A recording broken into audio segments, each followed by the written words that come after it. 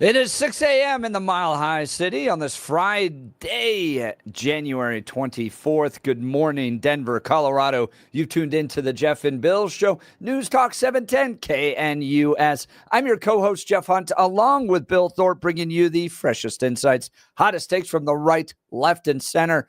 Congratulations. You're waking up in the greatest country in history. Donald J. Trump's your president. We're off and running. We got a whole show for you planned of engaging conversations, critical analysis, most importantly, your phone calls and texts, because this right here is where Denver's voice is heard loud and clear. So grab a cup of coffee, Denver. Let's dive into the issues that matter most to you right here, right now. Coming up later in the show, we've got Rory O'Neill. He's going to give us some insight on the 1,500 troops that Donald J. Trump has sent to the border, and give us some updates on everything DJT is doing to deal with the border crisis. Patty Calhoun, editor-in-chief of Westword's, joining us. She has an impressive article on what Denver can do to heal from all the brokenness, COVID, construction, crime that's plaguing the city of Denver. I always like talking to Patty. She's wonderful. She's really cool. I'm glad she's coming back. It's nice. Absolutely. Yeah.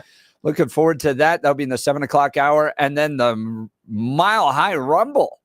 Scott Bottoms, Billy Thorpe. Scott is going to join us. He's a state representative who is now running for governor. That's interesting. That's fantastic. I enjoy Scott a lot. And so we'll see. We may clash a lot. We may clash a little. We'll see how this goes. But it's great that he's announcing his candidacy for governor. And I really appreciate the fact that he's going to spend some time with us in order to talk to you and us about the importance, about what his ideas are for running the state and the direction he wants to go. And I hope you're not taking an early listen to someone that can be a major player as we run into the next election cycle, because Polis is out. So this is an open run. This is going to be fun. And I'm super curious about who the Dems are going to put up, because if you're talking someone, Joe Neguse can be tough. But you talk someone like a Jenna Griswold. Oh, Scott Bottoms is going to be alive. Have you seen? She's already been.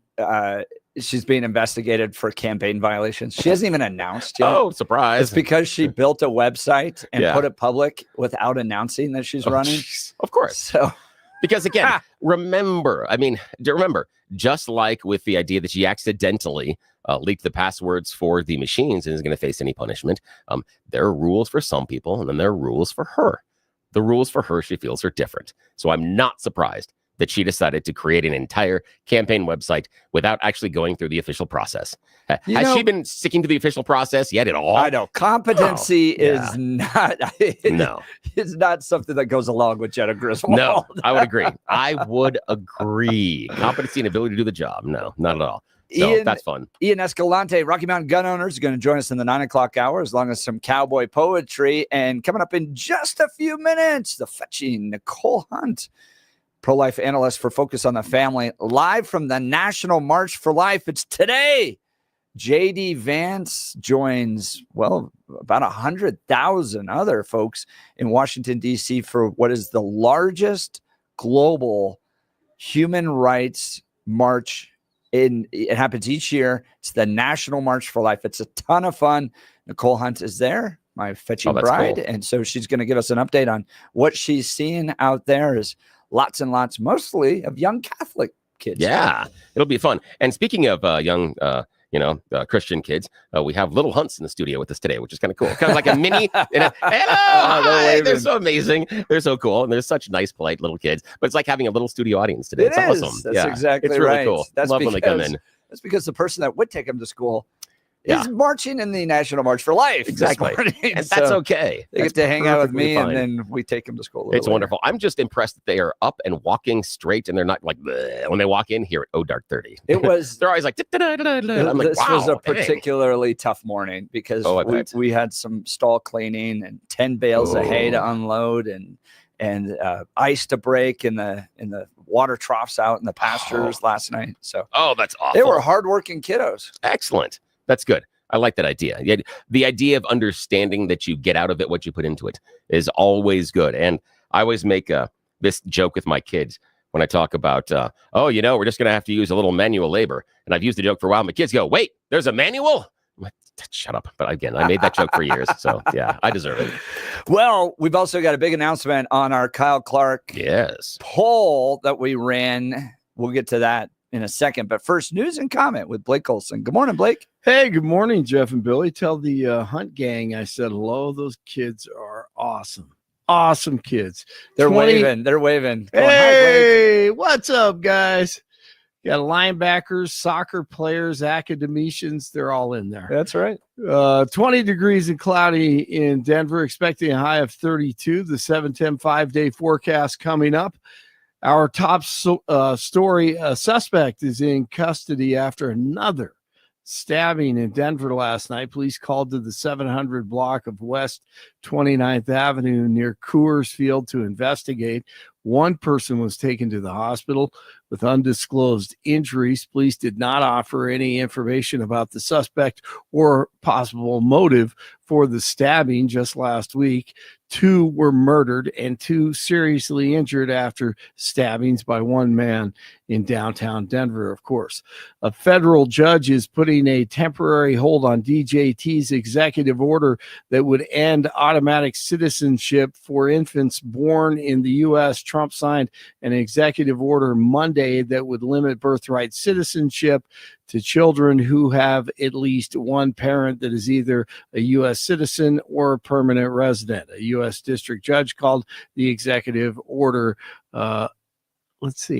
unconstitutional. Oh, blatantly unconstitutional. Okay. 47 scheduled to visit recent disaster areas in California and North Carolina.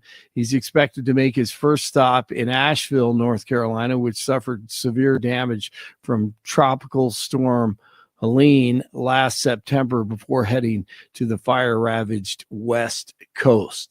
Secretary of State Marco Rubio is ordering a halt to all passport applications from people requesting an X marker for their legal sex or for people changing their marker from a previous passport. That is a great idea. It comes after Trump's executive order this week declaring that only 2 federally recognized sexes are male and female. DJT spoke to the WEF on Thursday, and it was amazing. Via satellite, he wasn't there in Davos, thank goodness, unloaded on the lefties. With the recent yet somewhat unexpected great Supreme Court decision just made, America will once again become a merit-based country. You have to hear that word, merit-based country. And I've made it official, an official policy of the United States, that there are only 2 genders, male and female. And we will have no men participating in women's sports, and transgender operations, which became the rage, will occur very rarely. And then Trump with more executive orders, including, I think, one of the biggest in my eyes. Lastly, sir, we have an executive order ordering the declassification of files relating to the assassinations of President John F. Kennedy, Senator Robert F. Kennedy, and Reverend Dr. Martin Luther King Jr. That's a big one, huh? A lot of people are waiting for this for years, for decades. And everything will be revealed. Transparency in government. What do you think of that? Man, were you alive when the Kennedy? No, I wasn't. Yeah. I was born in '66, but I have just been. It's just taken over my life at times. Dude, I've been so fascinated by it too. Yeah, I was joking with Bill. I might just disappear into a cave for 4 or 5 days to read all these documents. No doubt. I know the LBJ was a horrible human being. Yeah. And I know that he was responsible for probably a lot of lives, many lives. And he was dirty, man. And the Texas, crime family and all that. So obviously the CIA, the FBI was involved, and that there's someone shot from the grassy knoll, and there were 2 shooters. I don't think Lee Harvey Oswald, I don't think he even shot him. I don't think he was up there. I don't think, But I mean, just all of this. Now, Just to me, it's What do you think? I was hearing some early stuff so far of people that are starting through it, and they said that you are going to be very Disappointed. Disappointed in the actual shooting, but shocked at what happened during the investigation. That all of us, and that the person that was saying it said they're only working through it so far, and they said so many people have been focusing on the idea of was there a conspiracy about who was the shooter and everything else. They said no, it looks like the real mess is what happened afterwards, and that's where you see a lot of the machinations, because the implication was it may not be the conspiracy we all think it is, but the government may not have been really interested in finding out who it was because they were happy to have him gone, was kind of the implications. But again, this is the guy's first impression, so I don't know. It hasn't been released yet. From what I understand, reading the proclamation, in the next 15 days, they have to come up with a plan to release it. And then I think within 45 days. Yeah, this is a former government official that had some access. Gotcha. That he had said, he goes, you're not going to be that impressed with the idea of, this being, we're not going to unfurl a huge, elaborate conspiracy. He said, but where the interesting part is going to be in the investigation. That's what he was throwing out. And it was only a couple of sentences on social media. So I was like, oh, that's interesting. He didn't give anything up, but we'll see. Yeah. Well, the autopsy was totally botched, right? Oh, completely. And the body was immediately sent to D.C., right? Yeah. And if you saw JFK the movie, which was awesome in 1990, Kevin Costner. That thing to me was. And we've heard awesome. one of the bodyguards actually said, "Oh yeah, I had one of the bullet slugs and I've kept it for years." Like, yes, hang on. So that's kind of the implication that I'm seeing right now is that basically that whatever happened as far as the shooting, the government is just like, all right, wash our hands. We're done. Let's go. Yeah. Yes. And then I've always heard about how, they took the car to the hospital and they cleaned the car. Yes. Outside the hospital. I mean, why would you do that? Right. It's the same evidence. It's the same mistakes you would make that the Ramsey investigation made. It's like, oh, we have a crime scene. Let's bring everybody in through and have them walk all over the house and dirty up all the crime scenes. Same thing. Yeah. Let's just wash away all of the evidence. Yes. Right. Were they mistakes? That's true. That's a good question. So that's going to be the fun part. Yeah. When Lee Harvey Oswald goes into the theater and a man sits down next to him and evidently they have a conversation. I mean, there's just so many things that were going on in his background. So I cannot wait.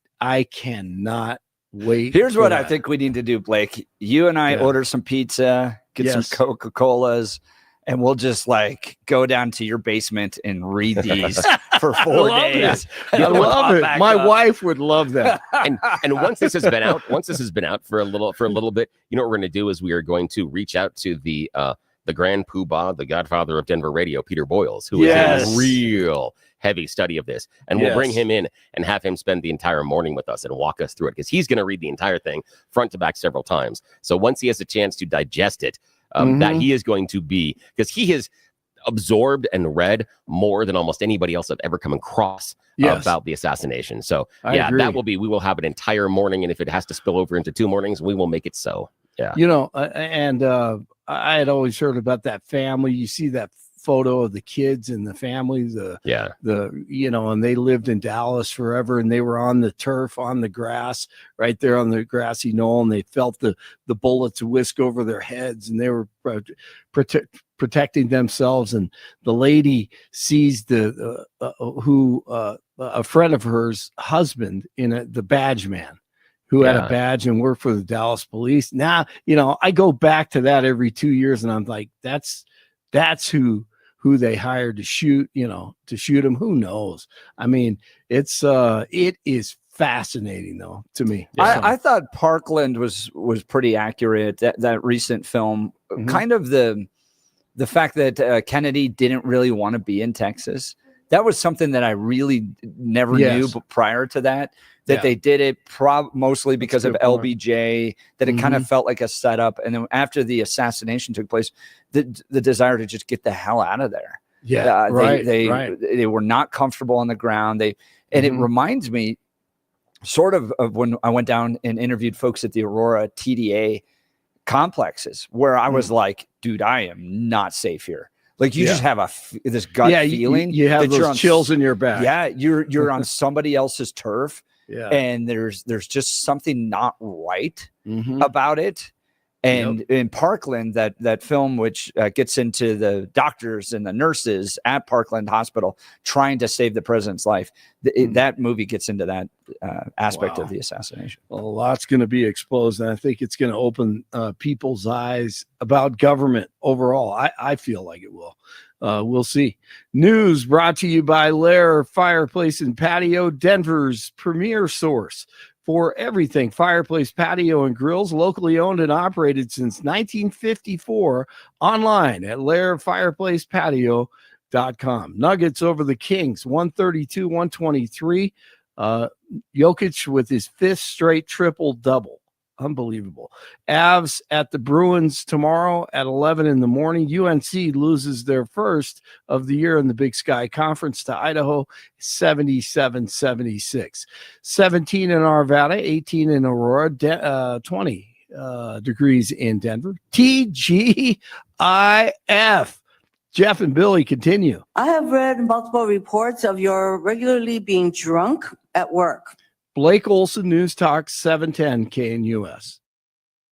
Briefly warmer today. Temperatures will make the low to mid 40s under partly cloudy skies, although clouds thicken and increase as the day wears on. Tonight, after midnight, chance of light snow developing, lows down into the middle teens.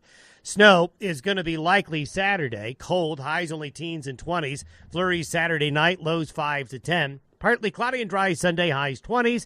Could be back to the 30s and low 40s by Monday. Expect about 2 to 3 inches of new snow for the Denver area by Saturday night. Meteorologist Don Day in the 710 KNUS Weather Center.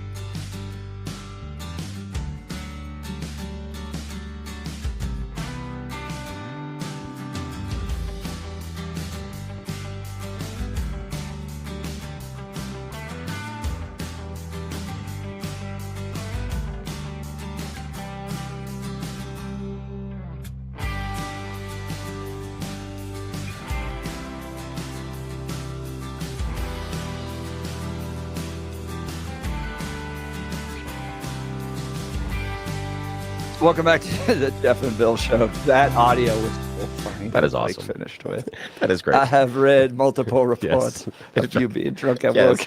Exactly. We need to run that like almost out of every break because it might explain some of the things here sometimes. Oh, that is fantastic. So part of the executive orders that took place yesterday included the pardoning of a number of pro-life activists that have been put in prison for violations of the FACE Act. The FACE Act is a 1994 law that protects abortion clinics from basically protesters interfering with people accessing the abortion clinics. And this is one where I understand the law. I also understand the pro-life side of it. If you believe that murder is taking place in these abortion clinics, which I believe it is, to me, it's on the same level as just like stopping the trains going to like Auschwitz. Like you're directly interfering in an effort to save innocent lives. But and I understand why the pro-choice side wants to provide access for people to get to, for women to get to these abortion clinics.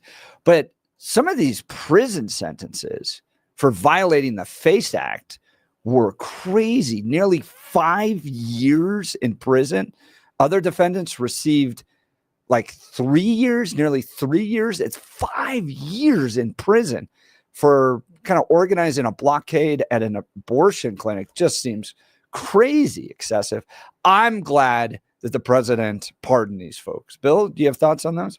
The thing, I'm honestly of two minds. Again, I'm not 110% familiar with each and every case, so I can't blanketly say that I agree with all the pardons because I don't know some of the details. I don't know if as far as some of the details as they organized the blockades, were they physically trying to prevent people?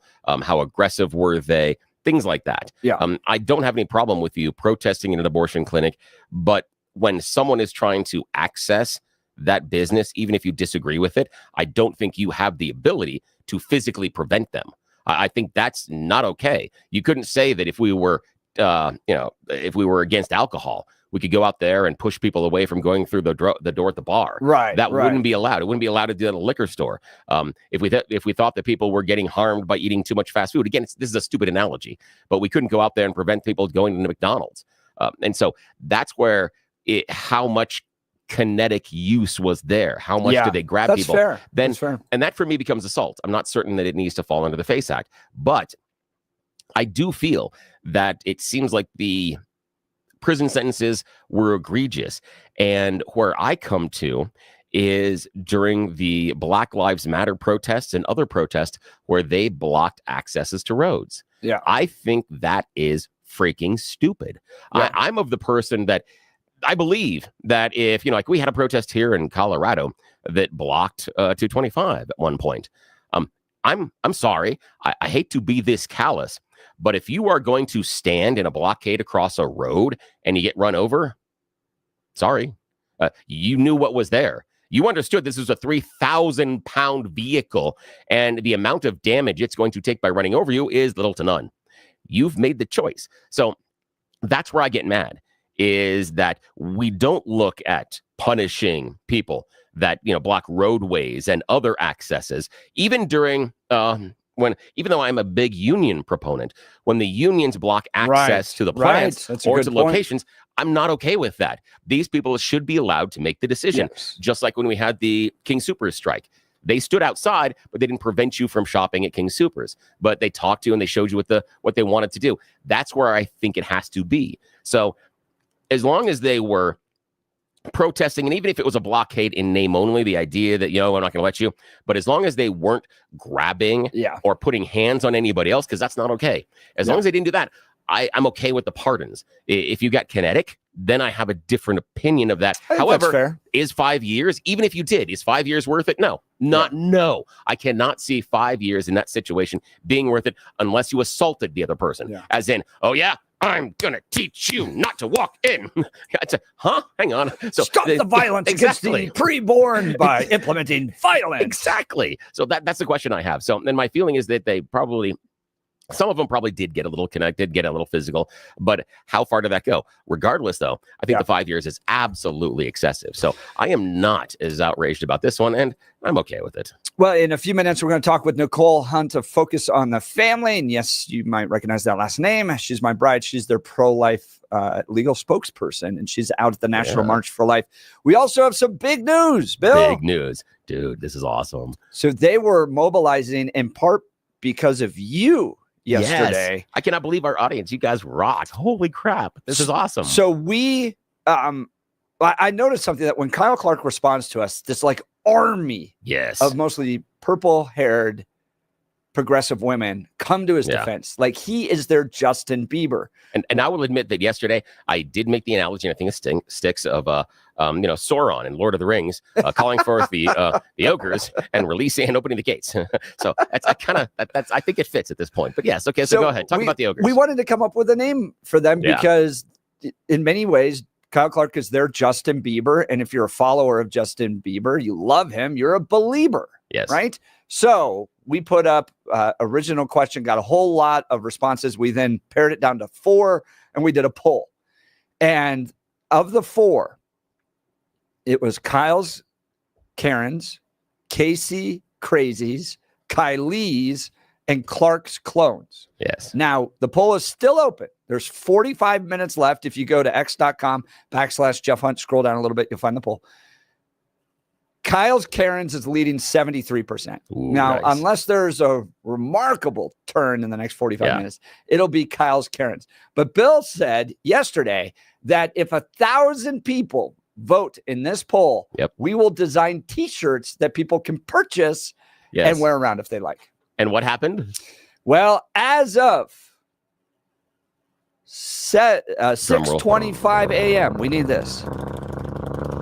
We have 1,033. Yes. We did it. I am so proud of each and every one of you. I cannot tell you how happy you have made me. This is fantastic. It is like Christmas. It's like birthday. This is a gift. This is wonderful. And I do have to admit that yesterday I was designing shirts already in my mind. I've talked to Jeff off air. And I think we need to do 2 different versions. And it's going to be, one is I am a proud member of, and then I am not a member of. We'll do 2 different versions, and there are going to be slight little differences between the 2. And we've got to figure out what it is. Now, my idea is I don't want to necessarily go and ask the people here at Salem to open up their pocketbook. And Jeff and I also might not want to do that. What I'm trying to do is I'm going to be researching this weekend. We're going to talk about it. Oh, I'll pay for a designer. Well, I think, we'll do it designs, but I want to do I'm going to look for a print on demand. I don't want to have us go and buy like 5,000 or something. So we're going to look at we're going to do it a print on demand. We're going to make sure that we can offer them to you as close to cost as possible. Yes. And anything that is charged above cost, Jeff and I will pick out. Jeff will pick a charity and we'll donate it. And so we're not going to make any money off of this. Jeff's going to have the responsibility of picking out the charity. Is there a charity for conservative women that have been targeted by Kyle Clark? There's got to be years? something. So we'll pick Heidi something. Goodall, Lauren Boebert Exactly. charity. We'll pick something that's going to be absolutely appropriate, and anything that is over the basic cost of the shirt, that is all going to be completely and totally donated. And we're going to make sure that we get 2 versions of it. And I'm hoping we can do it print on demand, because then you get to pick the color of shirt you want. And I think that's going to be super important. I don't want to just constrain you. I want to make sure it fits and that you are proud. And you also get to buy several different colors if you want to. So if you want to make sure this thing flies, and if you have a Channel 9 viewer in your family, have we got a present for the next birthday or anniversary for you? So Jeff and I are going to work on the designs. We're going to talk about designs. And hopefully by this time next week, everything will be launched, if not sooner. But we got some work to do this weekend, and this is going to be so cool. I am so excited. I'm over the moon. What I loved was late last night, right before I went to bed, I checked, and people were literally on X going, Billy said, if we get to 1,000 votes, we'll get T-shirts. Everyone vote. Everyone vote. And they were like sharing the link and all that stuff. And we hit 1,033. You all That is amazing. Awesome. You guys are incredible. I thought that was a great high bar. I thought this was achievable, but it was a reach. And you have shown up and shown out. I am so impressed with each and every one of you. Thank you. Thank you from the bottom of my heart. I am more excited about this than you probably understand. You can hear it in my voice. You can see it on the X and the YouTubes and the Rumbles if you're watching us. I am excited, but you don't understand inside how much I am doing backflips over this. I am so excited. Well, speaking of being excited, Billy, tell us about the Wound Care Associates of Colorado. I'm really excited to talk to you about a brand new advertiser we're bringing here to KNUS, Wound Care Associates of Colorado. Here's the deal. You know that ignoring the problem doesn't fix the problem. When has that ever worked in your life? Now, this is the problem here. There's a person in your life, or maybe yourself, that has a wound, that has a cut, a sore that's simply not healing. They may be undergoing treatment right now, but is that treatment facility looking at making the wound heal? Or are they just trying to manage it, make sure it's not getting better?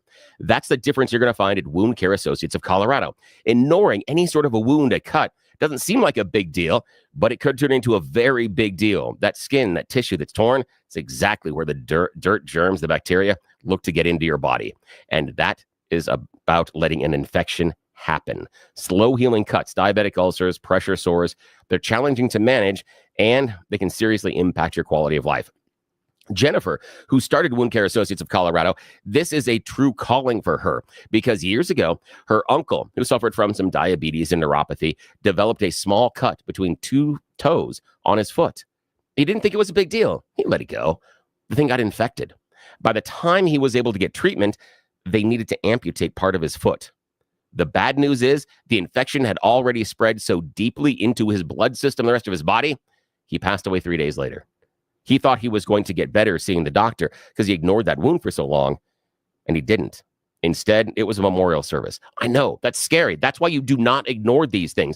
You've got someone in your life that's dealing with a slow healing cut or a wound. You need to contact Wound Care Associates of Colorado, because they are different than everybody else out there. Why? Their expert wound care professionals come directly to your home. We're not talking about getting transportation or going somewhere to a doctor's office, waiting in that office, and then dealing with it there and then going back home. No, on your time, your schedule, your calendar, Wound Care Associates of Colorado skilled nurses come to your home in the privacy of your house. You get compassionate, comprehensive care. They're going to assess your wound. They'll develop a personalized treatment plan and provide all the necessary care to heal the wound. That's the difference. They don't want to just maintain it so it doesn't get better. They want to fix it. Ignoring the problem doesn't fix the problem. Wound Care Associates of Colorado will fix the problem. Reach out to them today at coloradowound.com, coloradowound.com. You'll receive an expert care right there in the comfort and privacy of your own home. They have that tailored care plan to address all your specific needs, and it's going to reduce the risk of complications and promote faster healing. Don't let what happened to Jennifer's uncle happen to you or someone in your life.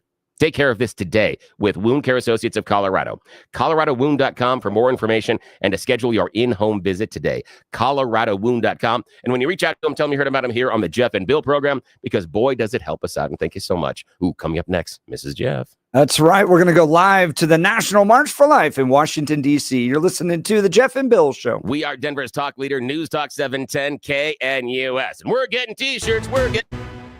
At this hour, I'm Christina Awayo in Dallas, and here are your top stories. President Donald Trump issued pardons for pro-life activists, fulfilling a promise he made during the presidential campaign.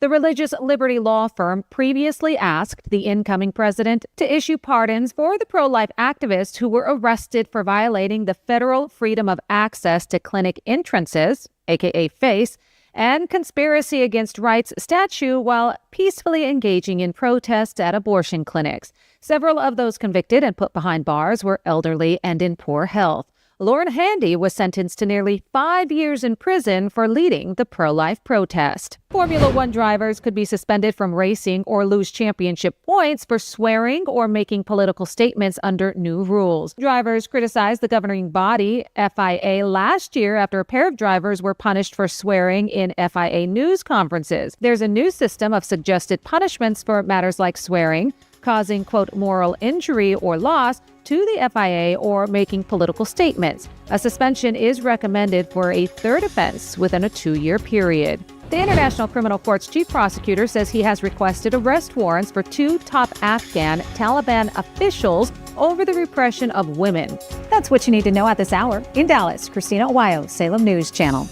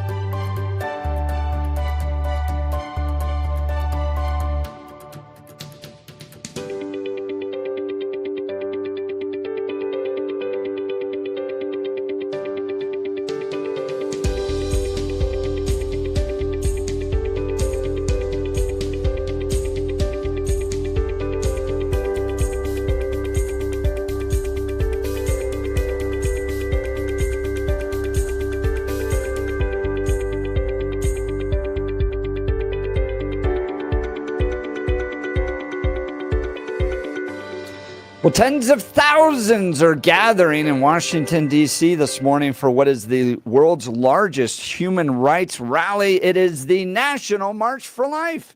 To give us some insight is pro-life legal analyst and spokesperson Nicole Hunt. Yes, you might know that last name is Sounds familiar. fetching bride. By the way, celebrated our 17th wedding anniversary earlier this week. Not just earlier this week, my friend. It was on a very special day of the week. Inauguration. Yes, no, you can't soft sell that. I was just talking to your wonderful better half that the idea how special that was. Yeah. This confluence of where you guys are politically and the idea that you're back in D.C. on the day you're celebrating your anniversary, and that's where sparks first flew between a younger Nicole and Jeff, and how you went to eat and it's so cool. I'm so excited. This is amazing. Good morning. Good morning, Nicole. Thanks for joining the Jeff and Bill Show. Hello from Washington, D.C. So give us some insight into what the National March for Life is, what should people be expecting to see, and we heard that there may be some big name speakers. Yeah, so this is the 52nd annual March for Life. And the theme this year is called Why We March. What I love about that is it really is about reminding and encouraging pro-life advocates about where we are in our journey. It's a challenging moment for a lot of us because many of us saw defeats at the election box this past November. However, for the first time, we saw 3 wins in Florida, South Dakota, and Nebraska, where life was defeated by abortion industry, and the abortion industry fell as they tried to pass abortion amendments. And so it's a time to really reflect on why are we doing this and what's the motivation. What I love most about the March for Life is how many young people are here. When you look out into the crowd, there are thousands and thousands and thousands of high schoolers and college students. In fact, I would say there are more young people than there are old people. And I just think that's really inspiring because these kids are out here because they're passionate about life. They're going to grow up. They're going to have families. They're going to continue to advocate for life. They're going to teach their kids that life is important. So I think that this whole movement really inspires me because it shows me that there is a future for the pro-life movement. Yeah, if you ever attend this, and I highly encourage people to do it, they not only have it in Washington, D.C. right around this time each year, but they're state-based marches. And it's jam-packed full of young people. It's a very positive experience. Some of these marches that you see out there are very negative and people are yelling and screaming and all that stuff, but not these pro-life marches. They're very positive, mostly young Catholic kids. And they'll kind of do like little chants. One high school will go, "We love babies. Yes, we do. We love babies. How about you?" And then another high school will even try to get louder and go, "We love babies. Yes, we do." And they go back and forth. And it's just a really fun time. But what it does is it changes people's perspective on the nature of the pro-life movement, especially if you're a young person attending this, because you see that it's full of energy. It's full of life. It's a very positive movement, and people tend to become pro-life for the rest of their lives. So I strongly recommend that people do it. So talk about some of the speakers we may be hearing today. Yeah, well, it was just announced yesterday that Vice President J.D. Vance will be speaking at the event, which of course is super galvanizing for those of us in the pro-life movement. We knew that he's been very pro-life, was very active for the pro-life movement in Ohio.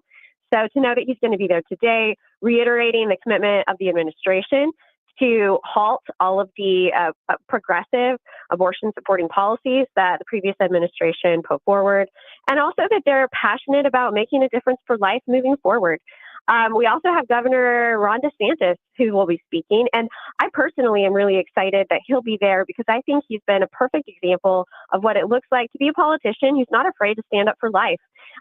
In large part, the Florida abortion amendment was defeated because of his leadership and his willingness to raise funds and to advocate for life in Florida. So I hope that other politicians are inspired by his example. They're willing to be bold and lead proudly on the issue of life. And then I think that a very super fun speaker, Bethany Hamilton, many of your listeners will probably remember her from Soul Surfer. She is a professional surfer who survived a shark attack and a Christian, and she uses her platform as a mother and a pro-life advocate to advance the cause of life. And so I think as a cultural icon, she's going to be a fantastic speaker who can really connect with a lot of our younger generation in the pro-life movement and inspire them to keep advocating for life.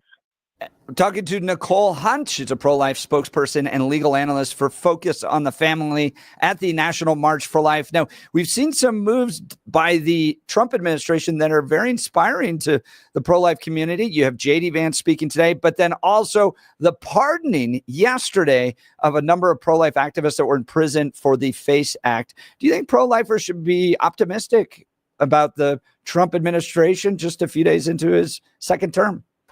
Yes, absolutely. I mean, I know many in the pro-life movement were calling for the pardons for those 23 pro-life advocates. So that was a huge step forward. But, even in small ways, the day that Trump was inaugurated, the reproductiverights.gov website was taken down. And that was a site that was put up by the last administration to promote abortion. We also saw it when they came out with the executive order distinguishing between male and female, saying that those distinctions, guess when they begin? At conception. So humanizing life in the womb. There are many steps that they've already taken, and I'm really confident that they're going to continue to be consistent in that pro-life ethic. And I'm excited to see what else they might do to promote life. Talking to Nicole Hunt, pro-life activist, legal analyst for Focus on the Family. Now, unfortunately, the media never really covers this the way they should. If there's like 12 progressives out there protesting, you'll have 10 cameras covering them, but you have 100,000 people marching for the National March for Life, and the media doesn't really cover it. So you need to go to marchforlife.org to watch it. You can watch all the activities there. You can watch the speeches, and they're going to have worship music, and then they'll cover the live march. So go to marchforlife.org at some point this morning. Give folks, again, a sense of what the schedule is going to be like today. Yeah, so there's a pre-rally concert by the band Unspoken. We've had a lot of fun Christian hits. The audience will recognize them if you love Christian music. So you can tune into the live stream and watch the rally starting at 11 a.m. Eastern Time. The actual rally with speeches starts at noon. That will last for about an hour. And I'm guessing that Vice President Vance will be closer to the end of that hour. And then starting at 1 Eastern, the march will begin. And I want to add that they actually changed the location of the rally and the concert this year. Normally, it's kind of in the middle of the National Mall. They moved it down to the Washington Monument, which what makes that really cool is the Washington Monument is kind of up on a little bit of a hill. So you overlook the White House as you're doing the rally. And then as you begin, you're marching down Constitution Avenue all the way to the Capitol building, and you march right past the White House. So I kind of like the way they've set it up. It's a little bit of a longer route. And then as in years before, because Roe v. Wade was overturned, instead of marching to the Supreme Court, we marched to the front of the U.S. Capitol, which is representative of the fact that now abortion policy is in the hands of the legislature as the power of the people, the representatives of the people. So it'll be an exciting march, and it'll last probably until about 2 o'clock or so Eastern time. Talking with Nicole Hunt, pro-life legal analyst and spokesperson for Focus on the Family on today's historic March for Life in Washington, D.C. Again, go to marchforlife.org, marchforlife.org. They've got a little YouTube button. You can watch all of their activities today as 100,000 plus people gather in Washington, D.C. to advocate for the sanctity of life and the protection of human life from the moment of conception. Nicole Hunt, thanks so much for taking time to join the Jeff and Bill Show. Thank you. Hey, fun to talk with you guys. God bless. Take care. Happy anniversary. That's so cool. I love her. She's amazing. She's great. Much smarter than I am. That's the way in my house too. This is how bad it is in my house. Okay. My wonderful bride, one point, tricked me into repainting part of the house and redecorating part of it for my surprise party. That's how obtuse I am at times. That's how much more clever and intelligent she is than I am. So yes, I married my better. Absolutely. And I'm happy. So coming up next, we've got You Choose the News. You're listening to the Jeff and Bill Show. This is Denver's Talk Leader, News Talk 710 KNUS.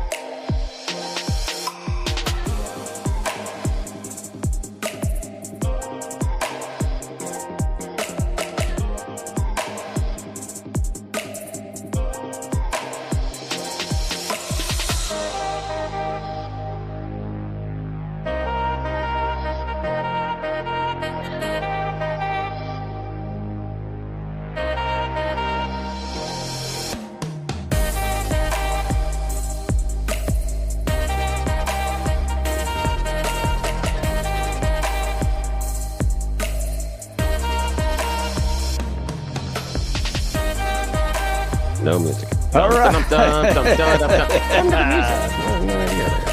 I will not hum because I am terribly off key. All right, let's go to Billy, the Yes. Friday edition of You Choose the News. Yes, and a totally awkward opening that we never do this on the show. It is time for the loser edition of You Choose the News, where those stories that weren't chosen get a second chance at glory.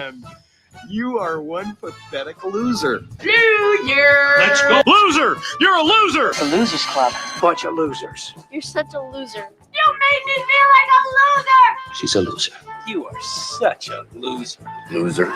Yes, these are the stories that both Jeff and Blake felt weren't worthy of our attention earlier in this week, so we have a second shot at bringing them back and listening to them. Here we are. As you know, this is America's favorite fake radio news game show. You know how we do it. We scour the interwebs, find dumb stories. I give them more ridiculous headlines, and we know that nobody that is in charge that can make any decisions is listening at this time, so this is what happens when we are left unsupervised. Also, shh, don't tell anyone. Alrighty. Jeff Hunt in the studio. Blake Olson in our newsroom. Here are your choices, sirs. Headline number 1, maybe try Led Zeppelin, Eddie Rabbitt, or the Eurythmics. Headline number 2, pretend body shaming. Headline number 3, Ben and Splinter go bad. And headline number 4, don't worry your pretty little head. Mr. Let's Hunt. go with Led Zeppelin. Maybe try Led Zeppelin, Eddie Rabbitt, or the Eurythmics. You know, we're traveling to the Islamic Republic of Iran. And recently they said, oh man, you know, maybe we shouldn't be having all this cool music because we've been under a drought.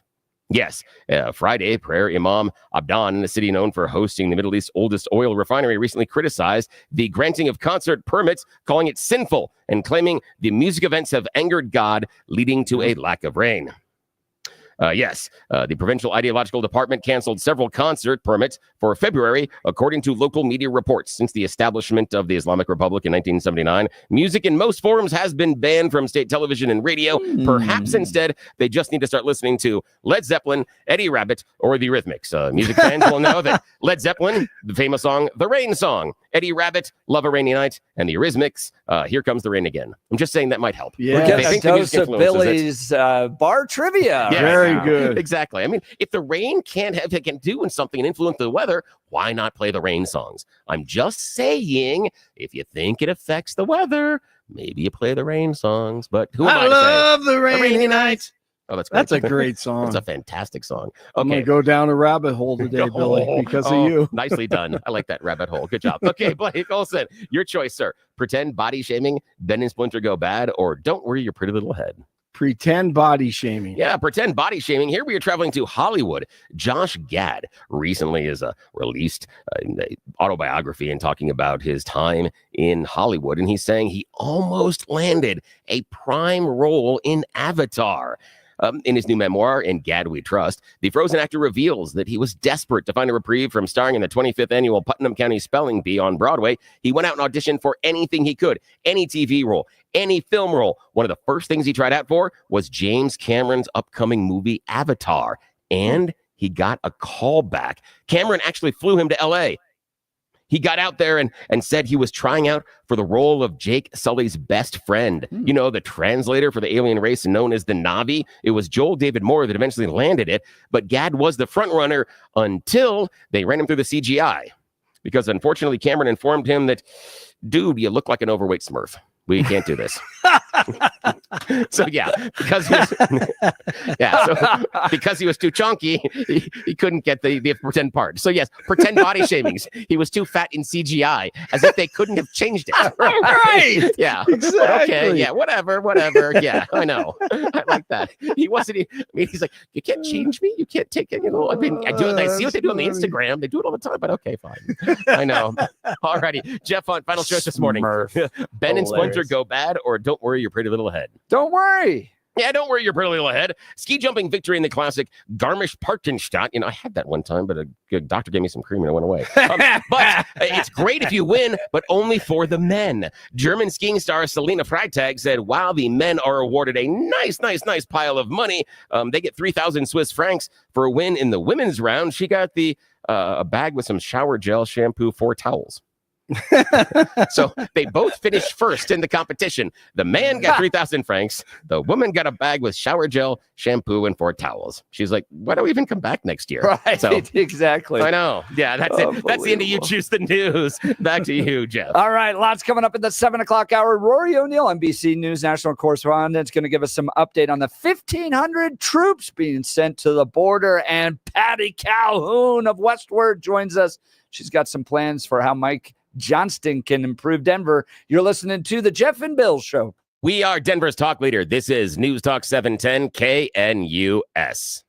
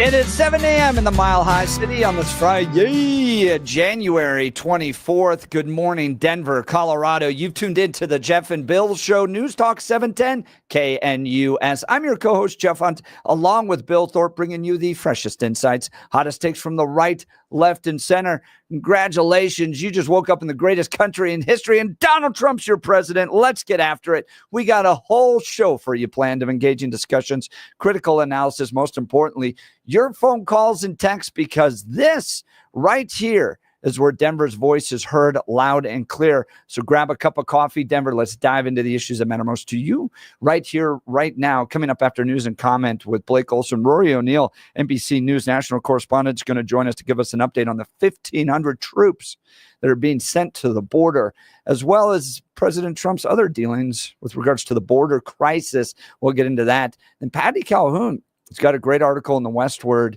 about broken heart. Can downtown come back from COVID construction and crime? She listed 10 ideas that she believes can help get Denver back into where it used to be. The 80s, 90s, early 2000s, a really fun place to be. You go out to dinner, you'd spend time down there, go to a show, go to a game, wander from one restaurant, one bar to the next, and have fun out there. Doesn't really happen anymore. I can tell you from firsthand experience, this is exactly what I saw with the Western Conservative Summit. Summit moved downtown, I believe it starting in 2012. I took over 2016, worked with the Summit, did a lot of media stuff, 2013, 14, 15. And you'd have sponsors sponsor this bar, another sponsor this bar, and you just go from one to the next and then go back to the convention center. And it was a ton of fun. And then the last summit we did downtown, 2023, my donors were saying, and supporters and attendees were saying, if you ever host this downtown again, we will never come. It was, reeked of urine. People didn't feel safe. They didn't go out. They didn't like the homeless feel and all that stuff that was happening downtown. It was just, the whole thing changed. And for a long time, this was kind of pushed out as a Republican conspiracy. Remember Kyle Clark saying that suburban white people were hiding in their houses and peering out their windows because they were too scared to go downtown. Well, it was not a conspiracy. It's become a real problem. And even more independent, progressive-minded people are now kind of going, come on, guys, downtown needs to change. We need to address it. So Patty Calhoun with a great piece in Westword on that. She'll be joining us a little bit. Then a little bit later in the show, Scott Bottoms. He's a state lawmaker. He is well known for going toe-to-toe with the radical left down at the state capitol. Not intimidated by them at all. Loves the debate. Loves to come on the show. Last time he and Billy were on, he was down at the state convention, and you guys were just going right in on a transgender thing. And I turned to him and I'm like, you all right? After the interview, he goes, I love that. That was great. It was fantastic. He's such a good guy. Now, we disagree on some things politically, but I like as they used to say, I like the cut of his jib. So I respect him. It's going to be cool. I'm excited he's coming back.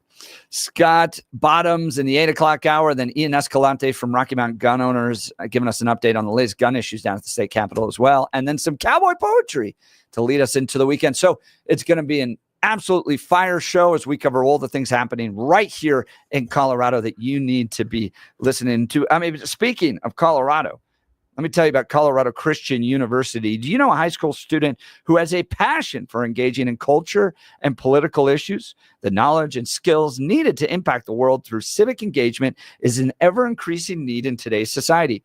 Colorado Christian University is at the forefront of meeting this crucial need, equipping the next generation of competent, convictional Christian leadership in American politics. CCU's degree program in politics with an emphasis in public policy prepares students for the complex challenges of modern politics from an unapologetically Christian and foundationally conservative worldview. In this distinct program, students learn how to impact public policy, advance Christian conservative ideas. Colorado Christian University also houses the Centennial Institute, a think tank committed to mobilizing ideas on faith, family, and freedom to strengthen America's future. CCU's mission to produce graduates who impact the world with grace and truth applies in no greater measure than to our politics and public policy program. So apply today at ccu.edu/apply. That's ccu.edu/apply. All right, let's check in on news and comment with Blake Olson. Good morning, Blake. Hey, good morning, Jeff and Billy. 21 degrees and cloudy in Denver, expecting a high of 32 today. The 7-10 5-day forecast is coming up. Had to clear my throat. Sorry about that. Our top story, the Senate is expected to vote tonight to confirm President Trump's pick for Secretary of Defense Pete Hegseth. The Senate voted largely along party lines Thursday to advance Hegseth's nomination to the floor with a final vote of 51-49. DJT making the first trip of his new term today by visiting recent disaster areas in California and North Carolina. His first stop is Asheville, North Carolina, and then to southern Wokety-Woke, California. A suspect is in custody after another stabbing in downtown Denver last night. Police called to the 700 block of West 29th Avenue near Coors Field to investigate. One person was taken to the hospital with undisclosed injuries. Police did not offer any information about the suspect or possible motive for the stabbing. DJT spoke to the WEF Thursday via satellite. He was not there, but he spoke to him, and this is wonderful. Unloaded on the globalist commies in Davos and the lefty bankers. And by the way, speaking of you, and you've done a fantastic job, but I hope you start opening your bank to conservatives, because many conservatives complain that the banks are not allowing them to do business within the bank, and that included a place called Bank of America. They don't take conservative business. And I don't know if the regulators mandated that because of Biden or what, but you and Jamie and everybody, I hope you're going to open your banks to conservatives, because what you're doing is wrong. Mr. President, I'll say that your friend Gianni said hello, told me to tell you hello, and we look forward to sponsoring the World Cup when it comes both this summer for the club and next year. So thank you for getting that for the United States. Change that subject quickly. National March for Life today, and Jeff's wife, Nicole Hunt, Focus on the Family, is there, and she was on the show discussing it, and just great stuff. What I love most about the March for Life is how many young people are here. When you look out into the crowd, there are thousands and thousands and thousands of high schoolers and college students. In fact, I would say there are more young people than there are old people. And I just think that's really inspiring, because these kids are out here because they're passionate about life. They're going to grow up. They're going to have families. They're going to continue to advocate for life. They're going to teach their kids that life is important. So I think that this whole movement really inspires me, because it shows me that there is a future for the pro-life movement. Awesome stuff, Nicole. Great job. House Habit Substack talking about what everyone's been talking about for a couple of weeks. Rumors of the Obamas separating. Megyn Kelly reading it. Michelle Obama's absence at Jimmy Carter's funeral certainly raised some eyebrows, but yesterday's announcement that she won't be attending Trump's inauguration confirms something is definitely going on between her and Barack. Whispers about cracks in their relationship have been circulating in D.C. for over a year now, but this feels like the first public proof of a marriage on the rocks. If I had to guess, they will wait until after the inauguration to announce it. Timing, is everything. And yet the story doesn't end there. For months, I've heard Jennifer Aniston's name tied to Barack. Then Jessica cites a DM she received the day before. Quote, "He's with Jennifer Aniston. My old manager, now a friend, is connected to her inner circle. At a gathering with Jennifer's friends, the affair came up casually. Jennifer herself admitted it. They were sitting with a psychic, which makes it sound surreal, but it's definitely not a secret among her closest friends." Whoa, hey, what's going on here? Get a room, you two.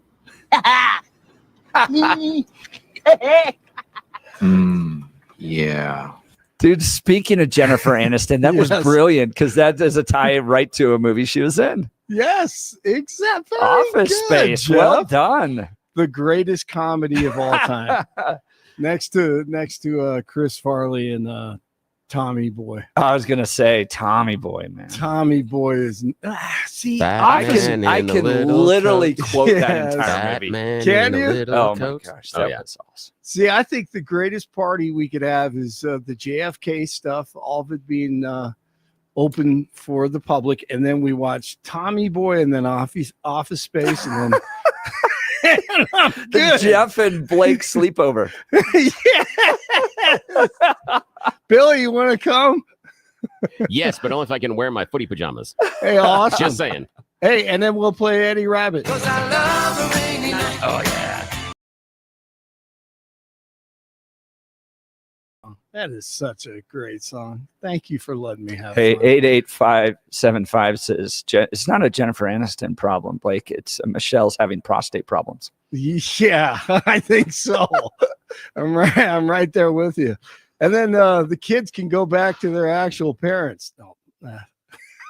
One of the original copies of the Declaration of Independence hits the auction block today. The copy from the July 1776 was made in New Hampshire to help spread the document to the public. The 1776 broadside, Exeter broadside, is expected to fetch as much as $4 million. The live auction begins at noon today at Sotheby's in New York. Nuggets over the Kings last night, 132-123. The Avalanche at the Bruins tomorrow at 11 in the morning. 18 in Lakewood, 17 in Castle Pines, 21 in Denver. TGIF. Jeff and Billy continue. I am doing backflips over this. I am so excited. Well, wait till you come to our sleepover. Blake Olson, News Talk 710 KNUS. Briefly warmer today. Temperatures will make the low to mid 40s under partly cloudy skies, although clouds thicken and increase as the day wears on. Tonight, after midnight, chance of light snow developing, lows down into the middle teens. Snow is going to be likely Saturday. Cold, highs only teens and 20s. Flurries Saturday night, lows 5 to 10. Partly cloudy and dry Sunday, highs 20s. Could be back to the 30s and low 40s by Monday. Expect about 2 to 3 inches of new snow for the Denver area by Saturday night. Meteorologist Don Day in the 710 KNUS Weather Center.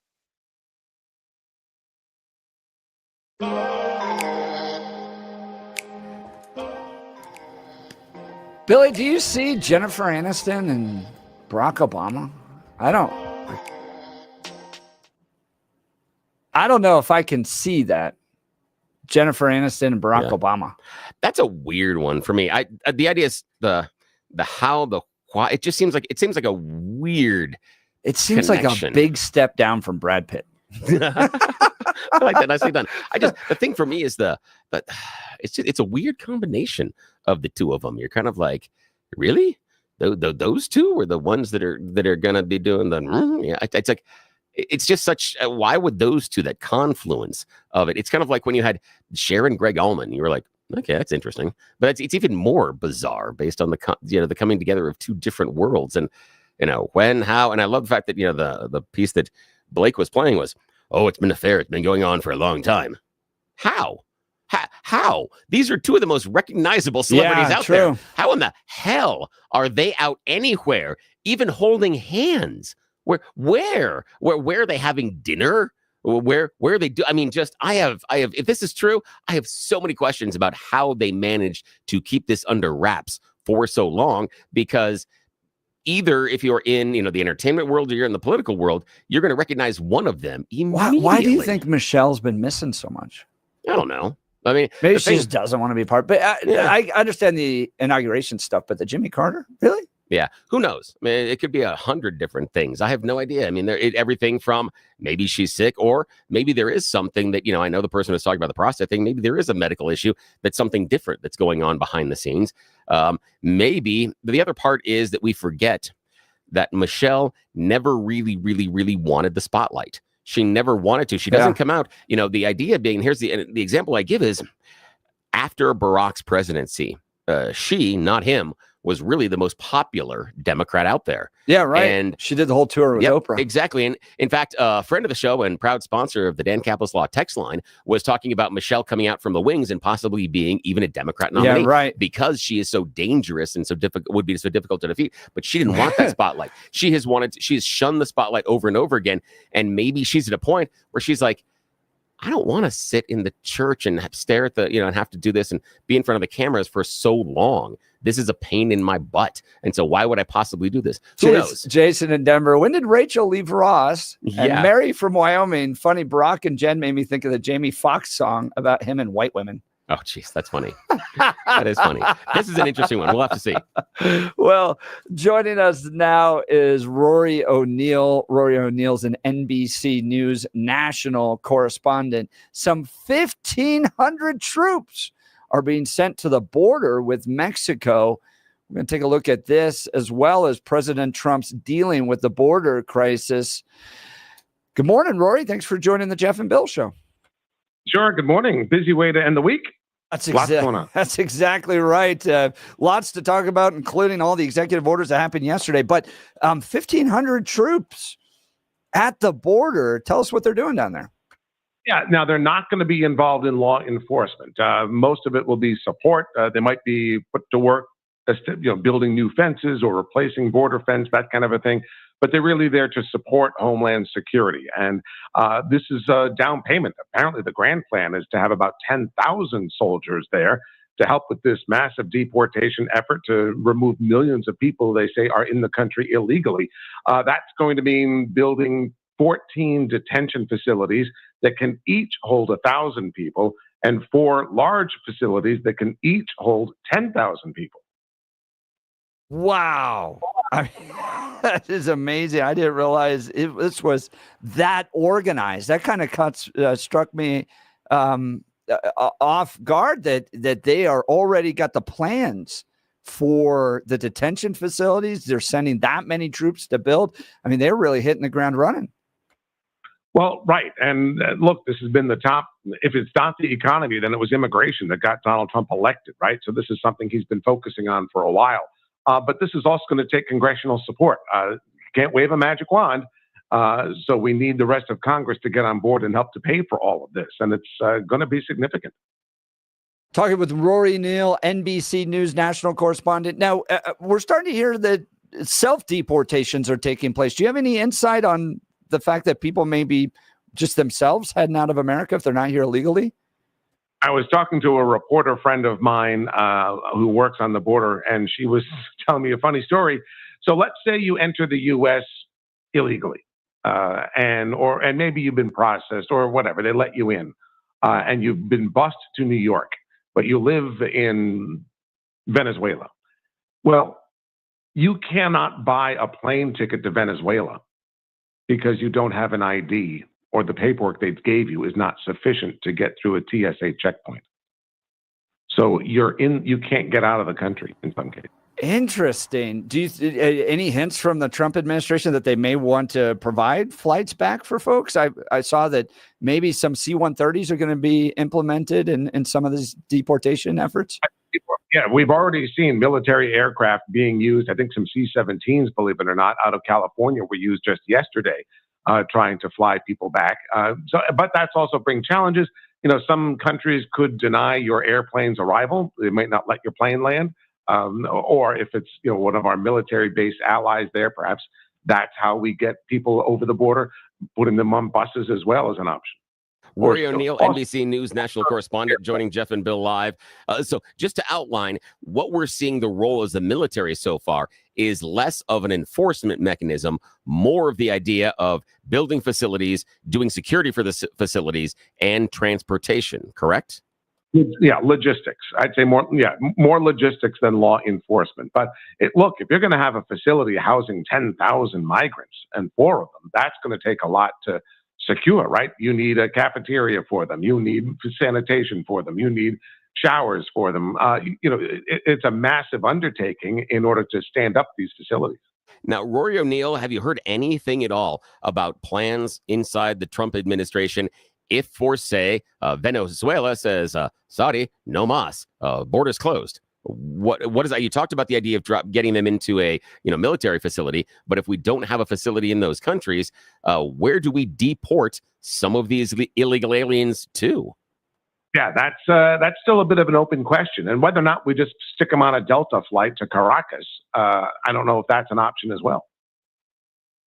Talking to Rory O'Neill, NBC News national correspondent. Any anticipated new executive orders coming with regards to immigration?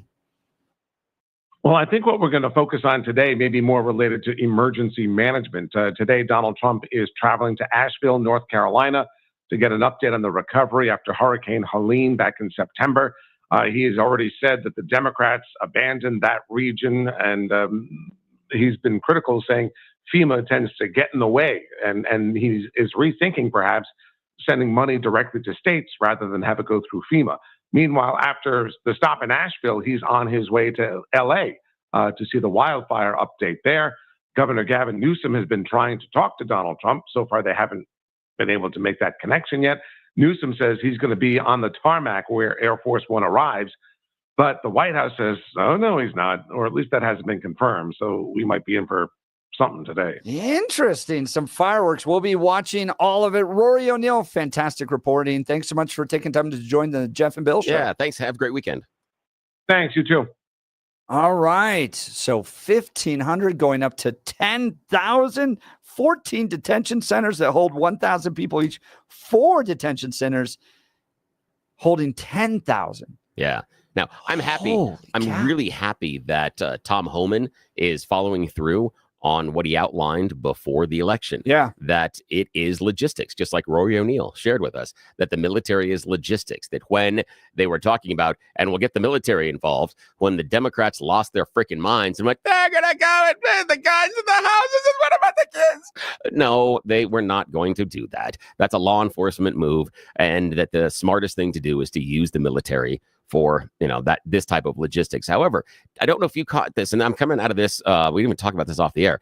I'm trying to do more research on it, but did you hear about what happened at the immigration raid in New Jersey yesterday? No, didn't hear about it. They got a bunch of, I got a ton of phone calls. Hang on here. Put that on hold. We'll talk to you in a sec. I'm still doing some research. I've only got surface information right now because I just caught it about an hour and a half ago, that there was a raid in New Jersey that got some illegals and arrested some U.S. citizens. In fact, one former veteran who the people doing the arresting didn't believe him when he's showing them the documents and talking about his military history. They're like, you're lying to us. Get in the car. Yeah. So we've already, in one of the first raids, swept up some American citizens at the same time. And that, depending on what happens. Was he held or was he released once they realized it? Held for a while, but they didn't believe him. And so the idea is you're still walking in and you're grabbing the American citizens and putting the cuffs on them and everything else. And depending on how that is executed over and over again, that could be a PR issue further on down the road. This one instance, okay, that happens. Mistakes will happen. Right. But if mistakes continue to happen, then we've got a question about how this is being executed. Also, the reporting I saw says they didn't show up with a warrant. They just arrived. And there's going to be some legality questions there as far as when and how they can, walk into a business or a school or a church if they don't necessarily have a warrant, because there are going to be some sticky issues. So I'm just going to say, again, I'm not drawing any conclusions yet. I'm open-minded. I'm just saying that if this is a predictor of how more of these raids are going to go, I believe the Trump administration is going to have a PR fight they're not looking for right now. Dude, if I was a parent and I heard 10,000 troops, 14 detention centers that hold 1,000 people, 4 detention centers that are going to hold 10,000 people, I'm getting the hell out. I'm finding a way out of here. I'm not putting my kids through all that stuff. Gosh, I think this is big. I think it's sending the right message. And I think DJT is delivering on what he promised. Impressive. Phone lines are open. Join the conversation, 303-696-1971, or text us on the Dan Caplis Law text line, 720-819-5115. Speaking of Dan Caplis, I've known Dan for well over a decade. He's pro-life, pro-family, pro-America. That matters because who you choose to represent you in an injury case sends a message to everybody involved in the case what kind of person you are. Dan is with us on the values, okay? But more than just that, he's a real winner in the courtroom. Listen to this. Dan is believed to be the only lawyer in Colorado history to win 5 straight multi-million-dollar verdicts in Colorado crash cases. Dan is also believed to have won the largest truck crash verdict in Colorado history. Dan Caplis Law is so trusted that they're the official law firm partner of the Denver Nuggets and the Colorado Avalanche. Dan Caplis Law is a serious firm for serious cases. Dan accepts righteous injury cases on a percentage fee basis so that he can represent good people from all walks of life without regard to ability to pay. So if you need Dan's help, don't wait till that last moment when you're in the middle of an accident and you're trying to, call and deal with law enforcement, paramedics, firefighters. God forbid somebody in your family's hurt. Now you're dealing with insurance. Then you're going to Google Dan Caplis Law. Come on, put it in your phone right now so you have it there. Here we go. Here's the phone number. Dan Caplis Law, 303-770-5551, or hit dancaplisLaw.com. That's Dan, CAPLIS Law.com. Let's go to the phone lines. Johnny, Denver. Good morning, Johnny. You're on the Jeff and Bill Show. Morning. Hey, before I start up my topic, Chief Meredith predicted this when in the video, Born in East LA. Go back and watch it. Yes. When the guy says, man, I have one question to ask to you. Where were you born? And he started saying, hey, I'm from East LA. And then he still arrested him. So it looks like deja vu.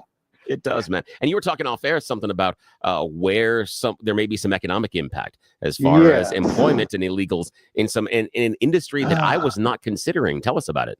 Okay, a lot of people moving in to Colorado, moving out. I have a friend who has a moving company, and he says 9 out of 10 of the companies, they hire illegals, and they can charge less because they can, say, we'll pay you this rather than paying you the normal rate. Yep, and under the table too. Yeah. Right. And it just seems, and they said like the organization that's supposed to be regulating this, they only had 2 people in the office, and sometimes you can't even get a hold of those people. So if you're a company obeying the law, you can't even contact those people to say, hey, this is what's going on. Can you regulate this? Yeah, you're right, Johnny, that there is no incentive right now for the companies in those situations to follow the law. There's no incentive for them to actually hire actual Americans. There is an incentive economically for them to seek out the illegals, and then companies that are following the law in some ways are economically disadvantaged because they are more expensive than their competitors, and they're only more expensive because they're following the law, which sucks. Yeah, and there's one other thing that's happening that I didn't know until he told me. He says, okay, the Venezuelan guys came to his company and said, we want you to hire us. And he says, no, we don't hire. And they wanted to get into the company, then take over the company and push the owner out. Yep. And then that's another way they can say, well, it looks like a legit company, but these crime mobs are really controlling it. Yeah, Johnny, it reminds me of the story about the guy who's at the bar, and he's sitting there, and a guy comes in, he's talking to the bartender a little bit, the bartender's a little grumpy. A dude sits down next to him, and he's got a jacket on and sits there, and the guy that just sits down, the new customer says, yeah, I'd like a beer. Bartender goes, get out of here. I'm not talking to you. And he's like, no, can't I just have a beer, man? And he picks up a baseball bat from behind the counter and points at the guy's chest, and he goes, you get out of here right now. Get out. The guy's like, fine, whatever, and leaves. And the original customer is like, dude, what was the deal there? And he goes, you couldn't see it, but on his jacket, he had a whole bunch of iron crosses and Nazi paraphernalia insignias, not a swastika, but you couldn't see it. He said, and that's the problem, because if you tolerate him there, he's the nice one. And then a couple of days later, he'll bring in another one, and they're going to be nice too. And they're going to get a third one or a fourth one. They're all going to be nice. But by the time they get to 7 or 8, now all of a sudden, your bar has become a Nazi bar. And now when you ask him to leave, you're the one that's going to have the problem. And that's kind of that same idea that, okay, it may be nice. The owner may say, I want to give, maybe I'll take this economic advantage. I'll give these Venezuelan immigrants, a leg up. But knowing that once you let them in, if their goal is to take over the company or take over the bar, it's much harder. So you've got to stop at the beginning, and you don't let them in the door in the first place. Yeah. Wow. Yep. Yeah. Appreciate you, man. Johnny, have a great weekend, man. God bless. Thank you. Appreciate the call, Johnny. Patricia Calhoun's coming up next. You're listening to the Jeff and Bill Show. This is Denver's Talk Leader, News Talk 710 KNUS. At this hour, I'm Christina Awayo in Dallas, and here are your top stories. President Donald Trump plans to appeal the temporary block that a federal judge put on his executive order that ended birthright citizenship for illegal migrants who have babies in the United States. The case was brought by the Democrat states of Washington, Arizona, Illinois, and Oregon, who argued that the move was unconstitutional. Obviously, we'll appeal it. They put it before a certain judge in Seattle, I guess, right? And there's no surprises with that judge. House House Speaker Mike Johnson held a signing ceremony for the passage of the Laken Riley Act. The ceremony came after the House voted 263 to 156 to approve the measure, with 46 Democrats joining all Republicans in favor. My colleagues did extraordinary work in Georgia. All the Georgia delegation worked so hard on this. This is the right thing to do. It's a really important moment for the country, and it's always good when the right thing is also the popular thing. And this is what the American people demand and deserve. They want accountability. They want us to address the human catastrophe that has come from the broken, wide-open border. President Donald Trump is saying that he plans on meeting with Russian President Vladimir Putin very soon to talk about ending the war in Ukraine. I think Russia should want to make a deal. Maybe they want to make a deal. I think from what I hear, Putin would like to see me, and we'll meet as soon as we can. In Dallas, Christina Owayo, Salem News Channel.